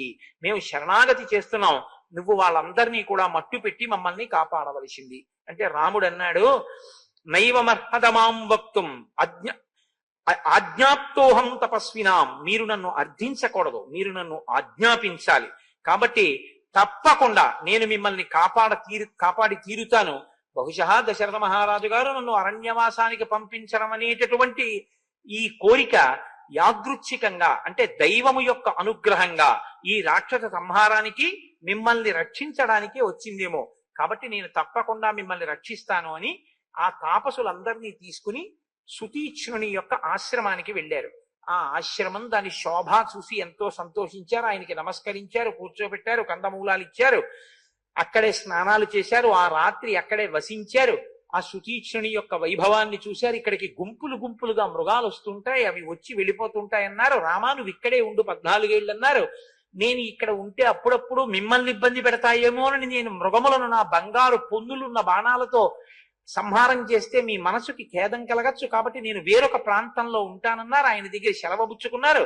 ఆ మహర్షులందరితోటి కలిసి రాముడి వెనక ఈ ఋషులందరూ బయలుదేరారు. అందరూ కలిసి దండకారణ్యంలో వెడుతున్నారు. వెడుతుంటే సీతమ్మంది రాముడితోటి, ఈ సంభాషణ చాలా గొప్ప సంభాషణ. ఆవిడంది, అయం ధర్మ సుసూక్ష్మేణ విధినా ప్రాప్యతే మహాన్ నివృత్తేన తు శక్యోయం వ్యసనాత్ కామజాదిహ. చాలా సూక్ష్మ బుద్ధితో చూస్తే కామజములైనటువంటి వ్యసనముల నుండి బయటపడి మనిషి నిలబడడం అన్నది చాలా కష్టం. 3 వ్యసనములు మనుష్యుల్ని బాధిస్తుంటాయి. త్రీణ్యేవ వ్యసనాన్యాత్ర కామజాని భవంత్యుత మిథ్యావాక్యం పరమకం తస్మాద్గురుతరావుభౌ పరదారాభిగమనం వినా వైరం చ రౌద్రత విద్యావాక్యం నతే భూతం న భవిష్యతి రాఘవ కుతోభిలాషణం స్త్రీణాం పరేషాం ధర్మనాశనం స్వదార నిరతస్త్వం చ నిత్యమేవ నృపాత్మజ ధర్మిష్ఠః సత్యసంధశ్చ పితుర్నిర్దేశకారకః సత్యసంత మహాభాగ శ్రీమన్ లక్ష్మణ పూర్వజ త్వయి సత్యం చ ధర్మశ్చ త్వయి సర్వం ప్రతిష్ఠితం. రామ, 3 వ్యసనములు మనిషిని బాధ పెట్టేటటువంటివి. మొట్టమొదటిది, అన్నిటికన్నా భయంకరమైంది అసత్యాన్ని మాట్లాడడం. రెండోది, పరస్త్రీ యందు వ్యామోహాన్ని కలిగి ఉండడం. మూడవది, ఏ క్రోధము పొందడానికి అవకాశం లేకుండా, కారణం లేకుండా, తగినంత కారణం లేకుండా అవతల వాళ్ళ మీద తను పగ పెంచుకోవడం. రామ, మీరు అసత్యం ఆడరు అన్న విషయం లోకవిదితం. మీరు ఎన్నడూ అసత్యం ఆడరు. మీకు పరదారుల యందు అనురక్తి కూడా లేదు. మీకంటూ అనురక్తి ఉంటే ఒక్క స్వభార్య యందు, నా యందు మాత్రమే ఉంది. మీరు ఏకపత్ని వ్రతులు, నాకు తెలుసు. కానీ నాకు ఒక విషయం అనిపిస్తోంది, ఇవాళ మీలో నిష్కారణంగా మీతో వైరం పెట్టుకోవడానికి, లేదా మీరు వైరం పెట్టుకుని రౌద్ర ప్రవృత్తి చూపించడానికి తగిన కారణం లేని వారి యందు మీరు కోపంతో ఉన్నారేమో, మీరు తప్పు చేస్తున్నారేమో అని నాకు అనిపిస్తోంది. ఎందుచేతనంటే, రాక్షసులు మీకేం అపకారం చేశారు? వాళ్ళు మీ జోలికి ఏమైనా వచ్చారా? వాళ్ళేం రాలేదు. మీరిప్పుడు అరణ్యానికి ఎందుకు వచ్చారు? 14 సంవత్సరములు వనవాసానికి వచ్చారు. వనవాసానికి వచ్చిన వారు ఏం చెయ్యాలి? తపస్సు చేస్తూ గడపాలి. మీరేం చేస్తానంటున్నారు? ధనస్సు బాణాలు పట్టుకొచ్చారు. పట్టుకొచ్చిన వారు ఏం చేస్తున్నారు? రాక్షస సంహారం చేస్తానని మునులకు మాటిచ్చారు. ఇప్పుడు మునులకు మాటిచ్చానని చెప్పి మీరు క్రూర మృగాల్ని చంపి రాక్షసుల్ని చంపితే వాళ్ళు మీ మీద కక్ష పెట్టుకుంటారు. కక్ష పెట్టుకున్న తర్వాత ఈ పరిణామాలు ఎక్కడికి పెడతాయో మనకి తెలియదు. మీరు అసలు ఈ ధనస్సు బాణాలు ఎందుకు పట్టుకోవాలి? ఇవి పట్టుకురావడం వల్లే మీకు నేను అభయం ఇస్తున్నాను, మిమ్మల్ని నేను కాపాడతాను, ఆ రాక్షసుల్ని చంపుతాను అని మీకు అపకారం చెయ్యని రాక్షసుల ఎడల మీరు రౌద్ర ప్రవృత్తిని పెంచుకుంటున్నారు. కాబట్టి ఈ ధనుర్బాణాలని పక్కన పెట్టేసి మీరు తాపసిగా జీవితాన్ని గడిపితే బాగుంటుంది. రాక్షస సంహారం మీకెందుకు రామా, ఎందుకు మాట ఇచ్చినట్టు మీరని అడిగింది. అడుగుతూ ఆవిడంది, నేను మీతో ఒక మాట చెప్తాను, ఈ 14 ఏళ్లు పూర్తి అయోధ్యకు మళ్ళీ వెళ్ళిపోయిన తర్వాత ధనుర్బాణాలని పట్టుకోండి. పురాకిల మహాబాహో తపస్వి సత్యవాక్యుభి. పూర్వకాలంలో ఒక మహానుభావుడు సత్యసంధులో ఒక ఆయన తపస్సు చేసుకునేవాడు. ఆయన తపస్సుని భగ్నం చెయ్యాలి అని ఇంద్రుడు అనుకున్నాడు. కర్తుమింద్ర శచీపతి తస్యైవ తపసో విఘ్నం ఖడ్గపాణి రథా గచ్చత్ ఆశ్రమం భటరూపధృత్. ఒకనాడు ఒక రథంలో ఒక భటుడి రూపంలో వచ్చి గబగబా ఆశ్రమంలోకి వెళ్ళి ఒక కత్తి ఒకటి పట్టుకెళ్ళి ఆ తపస్సు చేసుకుంటున్నటువంటి వ్యక్తికి ఇచ్చాడు. ఏమీ లేదంటే, నాకు కొద్దిగా ఆపద వచ్చింది, ఈ ఖడ్గం నా దగ్గర ఉండకూడదు, కొన్నాళ్ళు మీ దగ్గర ఉంచండి, మళ్ళీ వచ్చి తీసుకుంటాను, జాగ్రత్త సుమా అని దాన్ని అక్కడ న్యాసంగా పెట్టాడంటే కొన్నాళ్ళు అక్కడ ఉంచమని చెప్పి తను వెళ్ళిపోయాడు ఇంద్రుడు. ఈయనేం చేశాడంటే, ఆయన మళ్ళీ వచ్చి కత్తి ఎప్పుడు అడుగుతాడో అని తపస్సు చేసుకుంటా కత్తి ఎవరైనా పట్టుకుపోతారేమో దాని మీద చెయ్యేసి తపస్సు చేయడం మొదలుపెట్టాడు. ఆ కత్తికి ఒక ప్రవృత్తి ఉంది, అది రౌద్ర ప్రవృత్తితో కూడుకుని ఉంటుంది కత్తి అన్నది. ఆ గుణం ఈయనలోకి వచ్చింది. ఈయన మెల్లిగా దర్భల కోసం వెళ్ళినా కందమూలాలకు వెళ్ళినా కత్తి అట్టుకు తిరగడం మొదలెట్టాడు. ఈ కత్తి చేతిలో ఉంది కాబట్టి ఇంకా అక్కర్లేనివన్నీ కొయ్యడం, తరగడం, నరకడం, చంపడం, ఇది చివరికి ఏ స్థితికి వెళ్ళిపోయిందంటే, అతను అందరినీ బాధ పెట్టి హత్యలు చేసి దొంగతనాలు చేసి పనికొచ్చేటటువంటి స్థితిలో, అలాంటి స్థితిలో అంటే దొంగతనాలు చేసి బ్రతికేటటువంటి స్థితిలోకి వెళ్ళిపోయి తన జీవితాన్ని పాడు చేసుకుని తపస్సుని భగ్నం చేసుకున్నాడు. అక్కరలేనటువంటి ఒక ఆయుధాన్ని దగ్గర ఉంచుకున్నంత మాత్రం చేత ఒక వ్యక్తి తపోభ్రష్టుడయ్యాడు. రామ, నీకెందుకు ఈ ధనస్సు? కాబట్టి ఈ ధనుర్బాణములను మీరు దగ్గర ఉంచుకోకండి. ఒక్కొక్క వస్తువు దగ్గర ఉంటే ఆ వస్తువు యొక్క ప్రభావం మనిషి మీద పడి ఆయన యొక్క మనస్సు మారుతుంది అని సీతమ్మంది. ఇది హితబోధ కాదు, స్నేహాచ్చ బహుమానాచ్చ స్మరయేత్వాం న శిక్షయే. నేను మీ ఎందున్న ప్రీతితో ఈ మాట చెప్పాను, మీరు ఆలోచించి ఎలా చెయ్యాలనుకుంటే అలా చెయ్యండి. రాముడు నవ్వి అన్నాడు, క్వచ శస్త్రం క్వచ వనం క్వచ క్షాత్రం తపక్వచ. ఎందుకండి ఈ ధనస్సు, ఎందుకండి ఈ వనం, ఎందుకండి ఈ నారచీర కట్టుకోవడం, పరస్పర విరుద్ధమైన వాటితో తిరగడం ఎందుకు అని కదా సీతమ్మ రాముడితో అంది. ఆయన అన్నాడు చూసి, కింతు వక్షామ్యహం దేవి త్వయైవోక్తమిదం వచః క్షత్రియైర్ధార్యతే చాపో నార్త శబ్దో భవేదితి. నీవు ఇత పూర్వం నాతో ఒక మాట అన్నావు సీత, గుర్తుపెట్టుకో. కింతు వక్షామ్యహం దేవి త్వయైవోక్తమిదం వచః. ఏ మాట అన్నావు? ఏ క్షత్రియుడు చేతిలో ధనుర్బాణములను పట్టుకుంటాడో అక్కడ ఆర్తనాదము వినబడదు అన్నావు. క్షత్రియుడుగా పుట్టిన వాడికి ఒక ధర్మం ఉంది, ధనస్సు బాణములు చేతపట్టి ఇతరులను రక్షించాలి. నేను పుట్టిందే క్షత్రియుడిగా కాబట్టి నాకు క్షాత్ర ధర్మం ఉంది, నేను ధనుర్బాణములను చేత పట్టుకోవాలి. కాబట్టి క్షత్రియైర్ధార్యతే చాపో, క్షత్రియుడు పట్టుకోవలసినటువంటి ధనుర్బాణాలను పక్కన పెట్టేసి వాళ్ళందరూ ఆర్తనాదాలతో ఉంటే నేను తపస్సు చేసుకుంటూ కూర్చుంటాను, వనవాసం చేసుకుంటున్నానని నేను ఎలా ఉంటాను? నా ధర్మం నేను నెరవేర్చద్దు? నేను ధర్మం కోసమే పుట్టాను సీత. కాబట్టి తేచార్తాదండకారణ్యే మునయ సంశ్రిత వ్రతాః మాం సీతే స్వయమాగమ్య శరణ్యాః శరణంగతాః. అసలు నేను వాళ్ళ దగ్గరికి వెళ్ళి మీ కష్టం ఏమిటని అడిగి ప్రతిజ్ఞ చెయ్యాలి. అటువంటిది వాళ్లే నా దగ్గరికి వచ్చి నా కాళ్ళ మీద పడి నమస్కారం చేసి నాకు అర్ఘ్యపాద్యాదులు ఇచ్చి వాళ్ళు నన్ను రక్షించమని అడిగారు. అటువంటప్పుడు నేను కాని రక్షించకపోతే నరమాంస భక్షకులై వాళ్ళ తపస్సుకి విఘ్నం చేస్తున్నటువంటి ఆ రాక్షసులని నిగ్రహించకపోతే నా క్షాత్ర ధర్మానికి అర్థం ఎక్కడుంది? నేను ధనుర్బాణాలు ఎలా పక్కన పెడతాను? కాబట్టి నేను ఒకసారి మాట ఇచ్చాను అంటే ఆ మాటకి కట్టుబడిపోతాను తప్ప ఎట్టి పరిస్థితులలోనూ కూడా మాట విడిచిపెట్టాను. ఒకవేళ నేనన్న మాట కోసమని చెప్పి నిన్నే విడిచిపెట్టేయవలసి వస్తే, లక్ష్మణుణ్ణే విడిచిపెట్టేయవలసి వస్తే వదిలిపెట్టేస్తానన్నాడు. సంసృత్యత నక్ష్యామి జీవమాన ప్రతిశ్రవం మునినా మన్యథా కర్తుం సత్యమిష్టం హిమే సదా అప్యహం జీవితం జహ్యాం త్వాం వాసీతే సలక్ష్మణాం నతు ప్రతిజ్ఞాం సంసృత్య బ్రాహ్మణేభ్యో విశేషతః. ఇచ్చినటువంటి మాట నుంచి వెనక్కి వెళ్ళడం అనేటటువంటిది ఎప్పుడూ జరగదు. అందులో తాపసులైనటువంటి బ్రాహ్మణులకు ఇచ్చిన మాట నుంచి నేను వెనక్కి తిరుగుతానా? ఒక్కనాటికి అటువంటి పని జరిగేటటువంటిది కాదు. కానీ నువ్వు మమ స్నేహాచ్య సౌహార్దాత్, నా యందు ఉన్నటువంటి స్నేహము చేత సౌహార్దము చేత ఈ మాటలు చెప్పడం నీకు ఎంతైనా యుక్తంగా ఉంది కాబట్టి నేను రాక్షస సంహారం చేస్తాను, బ్రాహ్మణుల్ని తాపసుల్ని రక్షిస్తాను. మీరు ఈ విషయాన్ని ఒకటి గుర్తుపెట్టుకోవాలి. సీతమ్మ అమాయకురాల ఈ మాట లేదు. అన్న మాటకి కట్టుబడి ఉంటాననేటటువంటి లక్షణాన్ని బాగా ప్రజ్వలింపచేసింది రామచంద్రమూర్తి యందు. ఈ మాటే రేపు రావణ సంహారం చేయిస్తుంది. ఎందుకంటే ఒక చిన్న నిప్పురవ్వ ఉందనుకోండి, ఊది ఊది ఊది ఊది దాని మీద ఊక వేసి దూది పెట్టి చేస్తే జ్వాల రేగుతుంది. అలా రాముడన్న మాట కాకతాళీయం కాదు, బాగా గుర్తు పెట్టుకున్నవాడు తన ధర్మమునందు నిలబడేటట్టు చేసింది సీతమ్మ. అది ఆవిడ పాతివ్రత్య లక్షణం. అగ్రత ప్రయయౌ రామ సీతా మధ్యే సుమధ్యమ పృష్ఠతస్తు ధనుష్పాణి లక్ష్మణో అనుజగామః.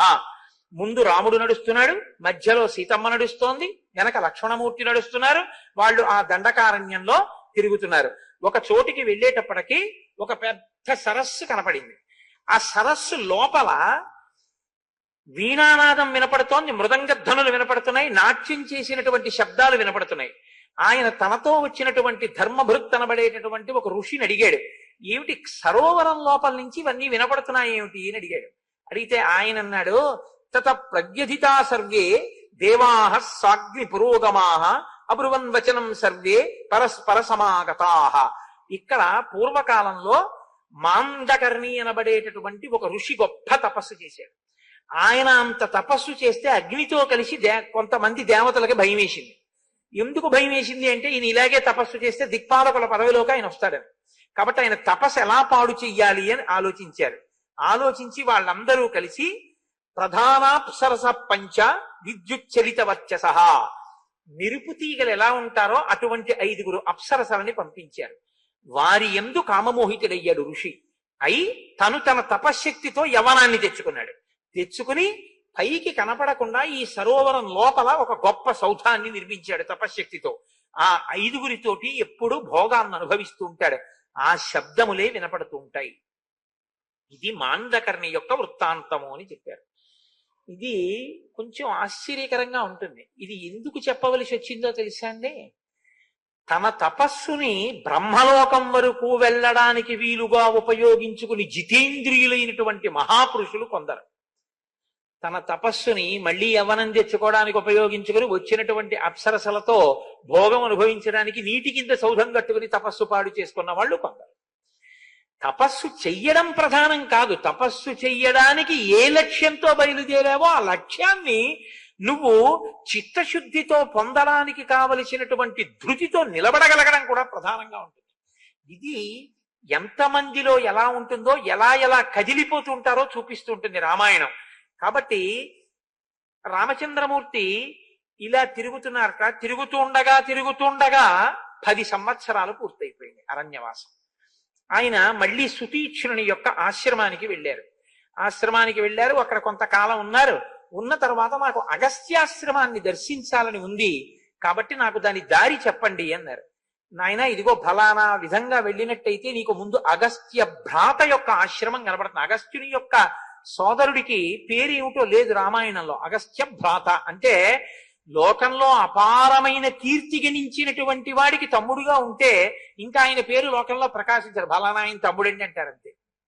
అగస్త్య భ్రాత అన్న పేరుతో ఆశ్రమం ఉంది అంటే అగస్త్యుడు ఎంత గొప్పవాడో మిమ్మల్ని ఊహించమని దాని అర్థం. కాబట్టి ఇప్పుడు ఆయన ఆ అగస్త్య భ్రాత ఉన్న ఆశ్రమం వైపుకి వెడుతున్నారు రామలక్ష్మణులు సీతమ్మతో కలిసి. వెడుతూ రాముడు అంటాడు అగస్త్యుడి యొక్క గొప్పతనం గురించి చెప్తూ, తస్యేదమాశ్రమ పదం ప్రభావాద్యస్య రాక్షసై దిగియం దక్షిణాత్రసాత్ దృశ్యతే నోపభుజ్యతే. దక్షిణ దిక్కుకి వచ్చి అగస్త్యుడు ఉన్న కారణంగా రాక్షసులు అసలు ఇటువైపుకి రావడానికి భయపడిపోతున్నారు. అంతటి గొప్ప తేజోవంతుడు అగస్త్యుడంటే. మహానుభావుడు. ఈ అగస్త్యుడు ఎక్కడున్నాడో అక్కడే నేను మిగిలినటువంటి కాలాన్ని గడిపేద్దాం అనుకుంటున్నాను. వాతాపి ఇల్వలుడు అని 2 రాక్షసులు ఉండేవారు ఒకానొకప్పుడు ఈ మార్గంలో. ఆ వాతాపి ఇల్వలుడులో వాతాపిని ఒక మేక కింద మారుస్తూ ఉండేవాడు ఇల్వలుడు. ఆ కాలంలో ఆ యుగంలో లక్షణం ఏమిటంటే పితృకార్యం చేస్తే అంటే శ్రాద్ధం పెడితే మాంసం పెట్టాలి. ఇప్పుడు కలియుగంలో లేదు అది. ఆ రామాయణంలో చెప్పారండి అని తేకూడదు, దానికి బదులు గారె మినుము. కాబట్టి అప్పుడు శ్రాద్ధం పెట్టేటప్పుడు మాంసం వాడవలసి ఉంటుంది. కాబట్టి ఇల్వలుడు ఏమనేవాడంటే బ్రాహ్మణుల్ని పిలిచి, మా నాన్నగారి పితృకార్యం ఉంది, మీరు బ్రాహ్మణుడిగా వచ్చి, మీరు బ్రాహ్మణుడు కాబట్టి వచ్చి ఆ పితృస్థానంలో మిమ్మల్ని నిమంత్రణం చేస్తున్నాం, మీరు భోజనం చేయవలసింది అనేవాడు. పాప వెర్రి బ్రాహ్మడు ఎవరో వచ్చేవాడు, కూర్చునేవాడు. ఈ మాంసాన్ని ఇల్వలుడు వాతాపిని గొర్రె కింద చేసి ముక్కలు కోసేసి ఉడికించేసి వంట చేసేసి పెట్టేసేవాడు. ఆయన గొర్రె మాంసం తినేసిన తర్వాత వాతాపి బయటికి రా అనేవాడు గట్టిగా. అనగానే ఆయన లోపల మళ్ళీ గొర్రె అయిపోయి బ్రాహ్మణుణ్ణి భిత్వా భిత్వా అంటారు మహర్షి, పొట్ట చీల్చుకుని బయటకు వచ్చేసేవాడు. బయటకు వచ్చి పడిపోయినటువంటి బ్రాహ్మణుణ్ణి చక్క అన్నదమ్ములు ఇద్దరు తినేసేవారు. అలా కొన్ని వేల మంది ఋషుల్ని వాళ్ళు చంపి తినేసారు. అటువంటి వాళ్ళు ఉన్న ప్రాంతంలోకి ఎలా అని ఋషులు భయపడి, దేవతలు భయపడి అగస్త్యుణ్ణి ప్రార్థన చేశారు. అగస్త్యుడు అటుగా వెడుతుంటే ఇల్వలుడు ఆహ్వానించాడు. ఆయన లోపలికి వెళ్ళి కూర్చున్నారు. కూర్చున్న తర్వాత భోజనం పెట్టాడు. భోజనం పెడితే ఆయన చక్కగా కూర్చుని భోజనం చేశారు. ఆయనకి ఏం పోయింది, చక్కగా భోజనం అంతా అయిపోయింది. అయిపోయిన తర్వాత పిలిచాడు ఇల్వలుడు, వాతాపి పైకి రా అన్నాడు. అంటే అగస్త్యుడు అన్నాడు, కుతో నిష్క్రమితుం శక్తి మయా జీర్ణస్య రక్షస భ్రాతుస్తే మేషరూపస్య గతస్య యమసాదనం. ఇంకా వాతాపి ఎక్కడ ఉన్నాడు రా, నేను జీర్ణం చేసేసుకున్నాను, వెళ్ళిపోయాడు యమసదనానికి, ఇంకా లేడు వాతాపన్నాడు. అంటే ఇల్వలుడికి కోపం వచ్చింది, అగస్త్యుడి మీద పడిపోయాడు. ఆయన కళ్ళొక్కసారి ఎర్రగా చూశారంతే, ఆ ఇల్వలుడు భస్మరాశి కింద పడిపోయాడు.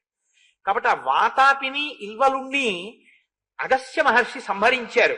వింధ్య పర్వతం పెరిగిపోతుంటే ఆ వింధ్య పర్వతాన్నంతటినీ కూడా మళ్ళీ తల ఉంచి ఉండేటట్టుగా చేసి మహానుభావుడు అగస్త్యుడు అనేటటువంటి పేరు పొందాడు. అటువంటి మహానుభావుడు ఆయన ఉన్నటువంటి ప్రదేశానికి మనం వెళ్ళి ఆయన ఆశ్రమాన్ని దర్శనం చెయ్యాలి అని అనుకున్నారు. అగస్త్య భ్రాత ఆశ్రమానికి వెళ్ళారు, అక్కడ ఉన్నారు. అక్కడి నుంచి మళ్ళీ దారి కనుక్కుని అగస్త్య మహర్షి యొక్క ఆశ్రమానికి వెడుతున్నారు.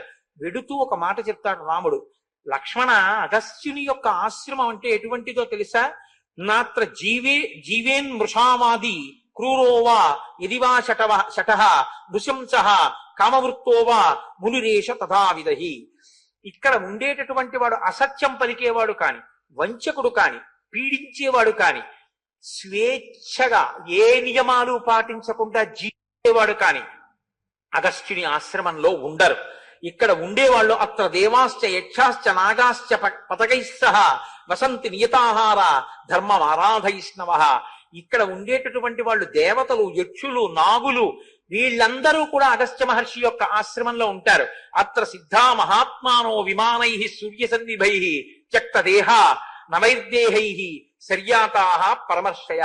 అగస్త్యుడి ఆశ్రమంలో తపస్సు చేసి శరీరాన్ని పడగొట్టేసి దివ్యమైన విమానాలు ఎక్కి ఊర్ధ్వలోకాలకు వెళ్ళిపోతుంటారు సూర్యుడి వంటి తేజస్సుతో. అంత గొప్ప ఆశ్రమం. లక్ష్మణ, మనం ఇప్పుడు ఆ ఆశ్రమానికి వెడుతున్నాం అన్నారు. అన్న తర్వాత వాళ్ళు అగస్త్యుని ఆశ్రమం దగ్గరికి వెళ్ళారు. సీతారాములు బయట నిలబడి లక్ష్మణుణ్ణి పంపించారు. మేము వచ్చామని చెప్పు నువ్వు అని.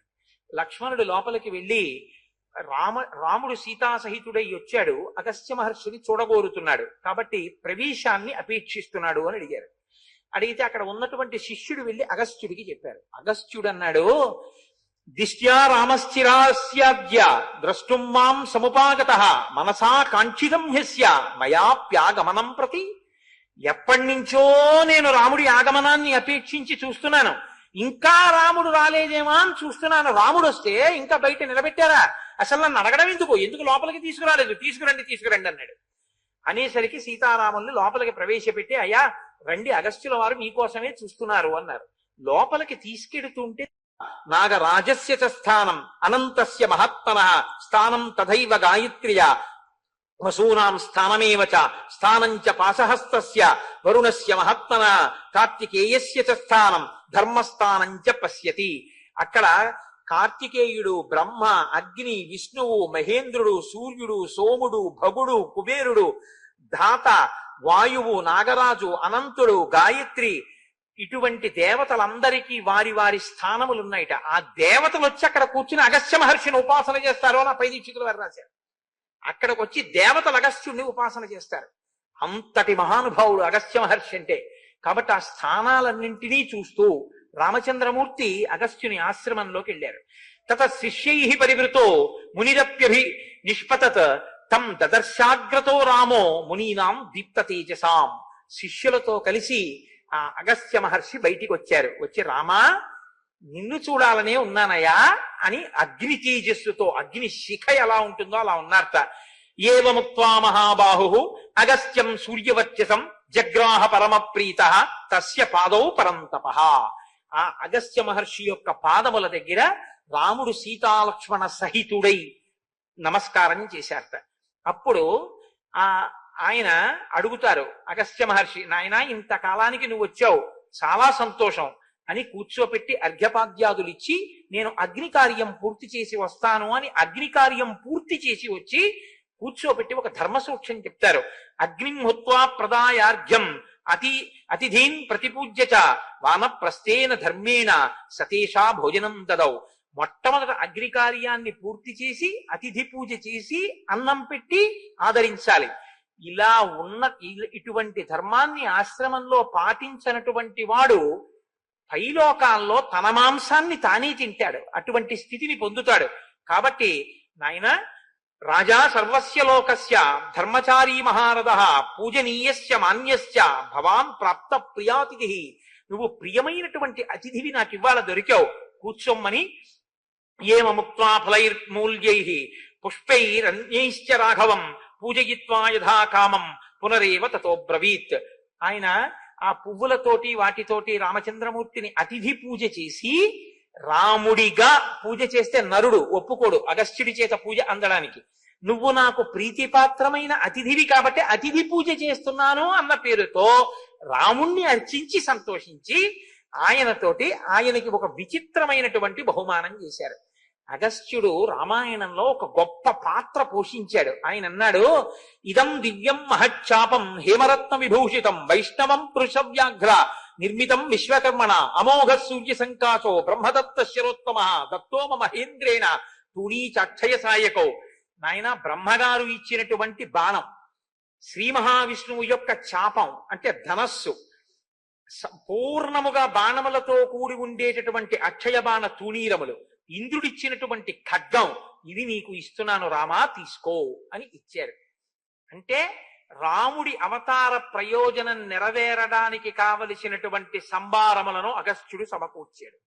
సమకూరిస్తే ఆ రోజు విశ్రాంతి తీసుకున్న తర్వాత ఆయన అన్నారు, ఇక్కడ మాట్లాడే మాటలండి, అగస్త్యుడు రామాయణంలో ఇక్కడ మాట్లాడిన మాటలు అత్యద్భుతం అన్నమాట. నిజంగా ఇవే రామాయణాన్ని ఒక మలుపు తిప్పేసాయి. ఆయన ఎంత శక్తివంతుడో చూపిస్తాయి. అధ్వశ్రమేణ వాం ఖేదో బాధతే ప్రచుర శ్రమ వ్యక్తముత్కంఠతే చాపి మైథిలీ జనకాత్మజ. మీరు బాగా బడలిపోయినట్టు కనిపిస్తున్నారు, సీతమ్మ మరీ బడలిపోయినట్టు కనిపిస్తోంది. ఇక ప్రయాణాలు వద్దులేండి, ఇంకా తిరగద్దు, ఒక్క చోటు ఉందురుగానన్నాడు. ఏమిటో తెలుసా దాని అర్థం? ఇక సీతాపహరణం జరుగుతుంది, సీతమ్మ ఒక్క చోటే ఉంటుంది. అంటే అవతార ప్రయోజనం నెరవేరాలి. చాలా కాలం అయిపోయింది రామా, 14 ఏళ్లలో ఇంకెక్కువ కాలం మిగలలేదు అంటాడు. అంటే ఇక రావణ సంహారం అయిపోవాలి. 14 ఏళ్ళు పూర్తయి నువ్వు వెనక్కి వెళ్ళిపోతే వనానికి రావు, వనానికి రాకపోతే రావణ సంహారం అవ్వదు. చాలా సమయం అయిపోయింది. ఏషాహి సుకుమారీచ దుఃఖశ్చైన విమానిత ప్రాజ్యదోషం వనం ప్రాప్త భర్తృస్నేహ ప్రచోదిత. ఇంత క్లిష్టమైన వనంలోకి ఈ సీతమ్మ నీకోసం నీతో అనుగమించి వచ్చిందే, ఈవిడ్ని అభినందించాలి సుమా. ఇన్ని కష్టాలున్నాయని తెలిసి కూడా నీకోసం వచ్చింది అంటే ఈ పతివ్రతా ధర్మమే, సీతమ్మ యొక్క ఈ పాతివ్రత్యమే రావణుణ్ణి చంపబోతోంది సుమా. అందుకొచ్చింది ఈవిడ, నాకు తెలుసు. ఇది లోపలి మాట. పైకి ఒక మాట, యథైషారమతే రామ ఇహ సీతా తథా కురు దుష్కరం కృతవత్యేష వనే త్వామనుగచ్చతి. రామ, ఇక ముందు ఈవిడేం చెప్తుందో అది నువ్వు చెయ్యాలి సుమా. నిన్ను అనుగమించి వచ్చింది. బంగారు జింకంతే అంటుంది, తీసుకురా. లోపలి మాట అది. అలా నువ్వు వెడితేనే ఈవిడ్ని రావణుడు అపహరిస్తాడు. కాబట్టి బంగారు జింకేమిటి సీత, నువ్వు అడగడం ఏమిటి, నేను వెళ్ళడం ఏమిటి అనద్దు. ఆవిడ ఏమడిగితే అది చెయ్యి. యథైషా రమతే రామ ఇహ సీత తథాకురు. ఆవిడ ఏం చెప్తే నువ్వు వచ్చి భర్తకు అలా చెప్తారండి? ఆవిడ అడిగిన దాంట్లో ధర్మాన్ని నువ్వు చూడాలి రామా అనాలి. ఆయన ఏమంటున్నాడో తెలుసా? నిన్ను అనుగమించి వచ్చిందయా, ఆవిడ ఏమడిగితే నువ్వు చేసి సుఖపెట్టు. పైకి భార్యని సుఖపెట్టమన్నట్టుంది. ఇక తిరగద్దులేండి, ఒక చోట ఉందిరు గాని. సీతమ్మ బాగా బడలిపోయావమ్మా, ఖేదం పొందావు తిరిగి తిరిగి, ఇక తిరగద్దు, ఒక చోట ఉందువు గానివి. అంటే సీతాపహరణం జరిగి శిశుపావృక్షం కింద ఉంటావు. సీతమ్మ ఏం చెప్తే చెయ్యిరామా సుఖపెట్టు, పైకి భార్యని సుఖపెట్టమని. లోపల అడుగుతుంది ఎదర బంగారు జింకని. బంగారు జింక కోసం వెడితే ఇబ్బంది వస్తుందేమో రాక్షసుడని చెప్పాడు లక్ష్మణమూర్తి. అయినా వెళ్ళాడు రాముడు. అగస్త్యుడు రాబోయే సన్నివేశాన్ని దృష్టిలో పెట్టుకుని మాట్లాడుతున్నాడు. సమయం అయిపోతోంది, రావణవధ అయిపోవాలి, అందుకోసం పైకి ఒకలా లోపల ఒకలా మాట్లాడుతున్నాడు తపస్సుతో చూసి. అలంకృతోయం దేశశ్చ యత్ర సౌమిత్రిణా సహ వైదేహ్యా చానయా రామ వత్సంసి త్వమరిందమా. ఓ రామ, నువ్వు లక్ష్మణుడు సీతమ్మ ఎక్కడుంటే ఆ ప్రదేశం శోభిస్తుంది. ఇక్కడ ఉండాలంటే నువ్వు ఇక్కడ ఉండొచ్చు అన్నాడు ముందు.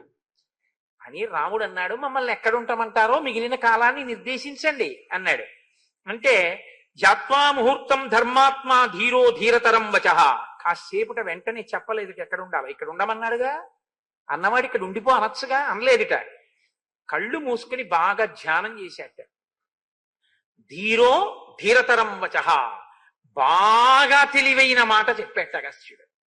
అంటే ఇప్పుడు బాగా ఆలోచించాడు. దేని గురించి ఆలోచించాడు? సమయం అయిపోతోంది, 14 ఏళ్ళు. ఇంకా మిగిలినటువంటి కాలం మహా అయితే 1 సంవత్సరం మిగిలింది. 13 ఏళ్లు పూర్తయిపోతున్నాయి. వెళ్ళిపోతాడు రాముడు. వెళ్ళిపోయాడో ఇక వనానికి రాడు, వనానికి రాడో రాక్షస సంహారం జరగదు. కాబట్టి ఇప్పుడు ఎక్కడ ఉంటే సీతాపహరణం జరుగుతుందో, ఎక్కడ ఉంటే రామావతార ప్రయోజనం పూర్తవుతుందో ఆ ప్రదేశం చెప్పాలి. అందుకని అన్నాడు, కాలోజం గత భూయిష్టో యక్కాలస్తవ రాఘవ సమయోయో నరేంద్రేణ కృతో దశరథేనతే. దశరథుడు నిన్ను 14 ఏళ్లు కదా అరణ్యవాసం చేయమన్నాడు. అబ్బో చాలా కాలం అయిపోయింది, ఇంక నువ్వు వెళ్ళిపోతావు. పైకొకటి లోపలొకటి. తీర్ణ ప్రతిజ్ఞ కాకుత్స సుఖం రాజ్యే నివత్స్యసి ధన్యస్తే జనకో రామ సరాజా రఘునందన యస్త్వయా జ్యేష్ఠపుత్రేణ యయాతిరివ తారితః. నువ్వు యయాతి యొక్క జ్యేష్ఠపుత్రుడు యయాతిని తరింపజేసినట్టు దశరథుణ్ణి తరింపజేయడానికి పుట్టినవాడివయా. 14 సంవత్సరాలు తండ్రిని సత్యమునందు నిలబెట్టడం కోసం అరణ్యవాసానికి వచ్చావు. విదితో హ్యేష వృత్తాంతో మమ సర్వస్తమానగా తపసశ్చ ప్రభావేన స్నేహాత్ దశరథస్య చ. నేను నా తపశ్శక్తితో దశరథుని యందున్న స్నేహంతో నువ్వు నీ మనసులో ఏం కోరుకుంటున్నావో దాన్ని నేను అర్థం చేసుకున్నానయ్యా రామా. ఎంత పెద్ద మాట చూడండి. దశరథుని యందు స్నేహంతో రాముడి యొక్క మనసులో ఉన్న విషయాన్ని తపస్సుతో ఆ శక్తితో నేను పట్టుకున్నానన్నాడు. ఏమండి, రావణుణ్ణి చంపుదామని రాముడు అనుకుంటున్నాడు అని మీరు అన్నారు అనుకోండి. ఇప్పటిదాకా అసలు రాముడు కలుసుకోలేదుగా. రావణుడి జోలికి రాముడు వెళ్దామని అనుకుని వస్తే అప్పుడు నరుడిగా కాదు విష్ణువుగా తిరుగుతున్నట్టు. అప్పుడు మరి నరుడు కాదుగా. మరి అగస్త్యుడు నీ మనసులో మాట నాకు తెలిసంటంలో ఏమిటి దాని అర్థం? మునులకు మాటిచ్చాడుగా రాక్షస సంహారం చేస్తానని. ఆ రాక్షసుల యొక్క మూలస్థానాన్ని కొట్టేస్తే అసలు రాక్షసులందరూ పోయినట్టేగా. కాబట్టి నీ మనసులో మాట నాకు తెలుసు. మునుల్ని తమ ధర్మం తాము నెరవేర్చుకోవడానికి వీలుగా రాక్షస సంహారం చెయ్యాలని చూస్తున్నావు. అందుకు తగిన ప్రదేశం చూపిస్తా. 1 2 కాదు, పుంఖాను పుంఖలంగా వేలకి వేలమైంది నీ బాణాలకి తెగటారిపోవాలి. ఇంకా సమయం తక్కువ ఉంది. అంతమంది వచ్చి నీ మీద పడిపోయే ప్రదేశం ఎక్కడుందో అక్కడికి పంపిస్తాను రామా, నిన్ను లక్ష్మణుడిని సీతమ్మని. ఎక్కడ కూర్చుంటే ఈ పగలు పెరిగి సీతాపహరణం జరిగి మూలస్థానం రావణుడు ఎగిరిపోతాడో ఆ ప్రదేశం చూపిస్తాను. తపస్సుతో తెలుసుకున్నాను. ఇది లోపలి మాట. పై మాట మీరు ఉండే మంచి ప్రదేశం చూపిస్తాను. ఇది పై మాట. ఎలా? అందుకని నేను ధీరో అంటారు. బాగా తెలివిగా మాట్లాడుతున్నాడు, లోపల ధ్యానం చేసి మాట్లాడుతున్నాడు, తపశ్శక్తితో భూత భవిష్యత్ వర్తమాన కాలములను దర్శనం చేసి మాట్లాడుతున్నాడు అగస్త్యుడు అని. హృదయస్థస్య తే ఛందో విజ్ఞాతస్తపసామయ ఇహ వాసం ప్రతిజ్ఞాయ మయా సహ తపోవని. నాయన, నిన్ను యథార్థానికి ఏమన్నాను? నాతో పాటే ఉండమని కదా చెప్పాను. కానీ నువ్వు ఎక్కడ ఉండాలి అనేటటువంటి ప్రదేశాన్ని ఇప్పుడు నేను చెప్తాను. ఆ ప్రదేశంలోనే నువ్వు సీతాసహితుడవై లక్ష్మణుడితో కలిసి ఉండే ప్రయత్నం చేయి. వసంతం త్వాం జనా సర్వే జ్ఞాస్యంతి రఘునందన అతశ్చ త్వామహం బ్రూమి గచ్చ పంచవటీమితి. ఇంతకు ముందు రామా నేనేమన్నాను నీతోటి? నువ్వు సీతమ్మ లక్ష్మణుడు ఇక్కడే ఉండండి అన్నాను కదా. రాముడు బయలుదేరుతూ కూడా ఏమన్నాడు లక్ష్మణుడితోటి? మహానుభావుడు, అంత గొప్ప ఆశ్రమం, అటువైపు రాక్షసులు తలెత్తి కూడా చూడరు, ఇంకా నేను మిగిలిన కాలం అగస్త్యుడి దగ్గర గడిపేద్దాం అనుకుంటున్నాను అని కదా అన్నాడు. అగస్త్యుడు కూడా మీరున్న ప్రదేశం శోభిల్లుతుంది, ఇక్కడ ఉండండి అని కదా అన్నాడు. ఇప్పుడు అంటున్నాడు, ఇంతకు ముందు ఇక్కడ ఉండమని కదా అన్నాను మీతోటి. కాదులే, ఇంతకన్నా ఒక మంచి ప్రదేశం ఒకటి నా దృష్టిలో ఉంది. నేను దాన్ని బాగా నా తపశ్శక్తితో ధ్యానం చేసి గుర్తిరిగి చెప్తున్నాను రామా, అక్కడే నువ్వు సీతా లక్ష్మణుడు ఉండాలి. అక్కడ సీతమ్మ బాగా సుఖపడుతుంది అన్నాడు. సుఖపడుతుంది అంటే ఏ అవతార ప్రయోజనం కోసమని తల్లి వచ్చిందో అందరి జనుల్ని ఉద్ధరించి తల్లితనంతో నా బిడ్డలు ఏడుస్తున్నారు, వీళ్ళని రక్షించడానికి, రావణ సంహారానికి నేను వెళ్ళి అక్కడ ఉండి వాడు నన్ను అనరాని మాటలంటే ఆ మాటలు అనడం వల్ల వాడి తపశ్శక్తి నశించిపోతే వాడు మరణానికి సిద్ధమైతే రాముడు వచ్చి వాడిని చంపాలి. అందుకుని నేను ఈ కష్టాల కోసం 11 ఏళ్ళు అక్కడుండి వాళ్ళ సుఖం నా సుఖం అని తల్లితనంతో నువ్వు అవతారానికి వచ్చావు తల్లి. అందుకు అయోనిజగా వచ్చావు. ఏది నీకు సుఖమో ఆ సుఖం దక్కాలంటే నువ్వు అక్కడ ఉండాలి. ఇది లోపలి మాట అగస్త్యుడు. పైకి అక్కడ బాగా గోదావరి ప్రవహిస్తూ ఉంటుంది, లేళ్లుంటాయి, దుప్పులుంటాయి, జింకలుంటాయి, ఫలాలుంటాయి, తేనెలుంటాయి, తేనెపట్లుంటాయి, పళ్ళుంటాయి, చాలా బాగుంటుంది, అక్కడ ఉండండి. పై మాట. అందుకని రామా ఇక్కడ ఉండద్దు, అక్కడ ఉండండి. ఆ ప్రదేశం పేరేమిటో తెలుసా? పంచవటి. ఆ పంచవటి ప్రదేశానికి అనేకమైన పక్షులతో కూడి ఉంటుంది, జనసంచారం ఉండదు. ఏమని చెప్పాలండి? ఎవరైనా ఒక మనిషి అక్కడ ఉండాలంటే ఏం చెప్పాలి? అక్కడ ఇప్పటిదాకా చెప్పిన వాళ్ళందరూ ఏం చెప్పారు? అక్కడ తాపసాశ్రమాలు ఉన్నాయి, ఋషులుంటారు, రామా సంతోషంగా అక్కడ గడుపు అన్నారు. ఈయనేం చెప్తున్నారు? అక్కడ నిర్జనం, మనుష్యులన్న వాళ్ళు ఉండరు, ప్రశాంతంగా ఉంటుందిగా, అక్కడ ఉండు. ఎందుకని? జనులన్న వాళ్ళు ఉండకూడదు. సీతాపహరణం జరగాలంటే ముగ్గురే ఉండాలి, ఇద్దరు వెళ్ళిపోవాలి. ఇద్దరు వెళ్ళిపోవాలంటే రాముడు మాట, సీతమ్మ మాట కోసం బంగారు జింక వెంట వెళ్ళిపోవాలి. సీతమ్మ మాటలకి లక్ష్మణుడు వెళ్ళిపోవాలి. ఆవిడ ఎంత కేకలేసినా పలికే మనిషి ఉండకూడదు. రావణుడు సీతమ్మను అపహరించాలి. అపహరిస్తే ఆ తల్లి ఎవరిని సుఖపెట్టడానికి వచ్చిందో, ఎవరి సుఖం తన సుఖం అనుకుందో ఆ సుఖాన్ని ఆవిడ పొందాలి. అంటే రావణ సంహారానికి తాను పనిముట్టుగా ఆవిడ బయలుదేరవలసి ఉంటుంది. ఇది జరగాలంటే పంచవటికి వెళ్ళాలి తప్ప రామ ఇక్కడ ఉంటే ఇది జరగదు. రాక్షసులు కన్నెత్తి చూడలేరు. నువ్వు అరిందముడవు, అరిందమహ, నువ్వు శత్రు సంహారకుడవు. విశేషించి ఇది నా ఆశ్రమం. ఇటు ఎవరు వస్తారు? ఇంకా అవతార ప్రయోజనం నెరవేరదు. కాబట్టి ఇందాక అన్నాను, కానీ ఇప్పుడు నా తపశ్శక్తితో అంతర్ముఖుడనై ఆలోచించాను, ఇక్కడ నువ్వు ఉండకూడదు రామ. ఎంత త్రికాలజ్ఞుడై ఎలా చెప్తున్నాడో చూడండి. అది అగస్త్యుడంటే, అది అగస్త్య మహర్షి అంటే. అందుకే ఇప్పుడు అక్కడికి వెళ్ళి రాక్షస సంహారం మొదలు పెట్టాలి. ఇక 14,000 మంది రాక్షసులు వస్తారు ఒకేసారి.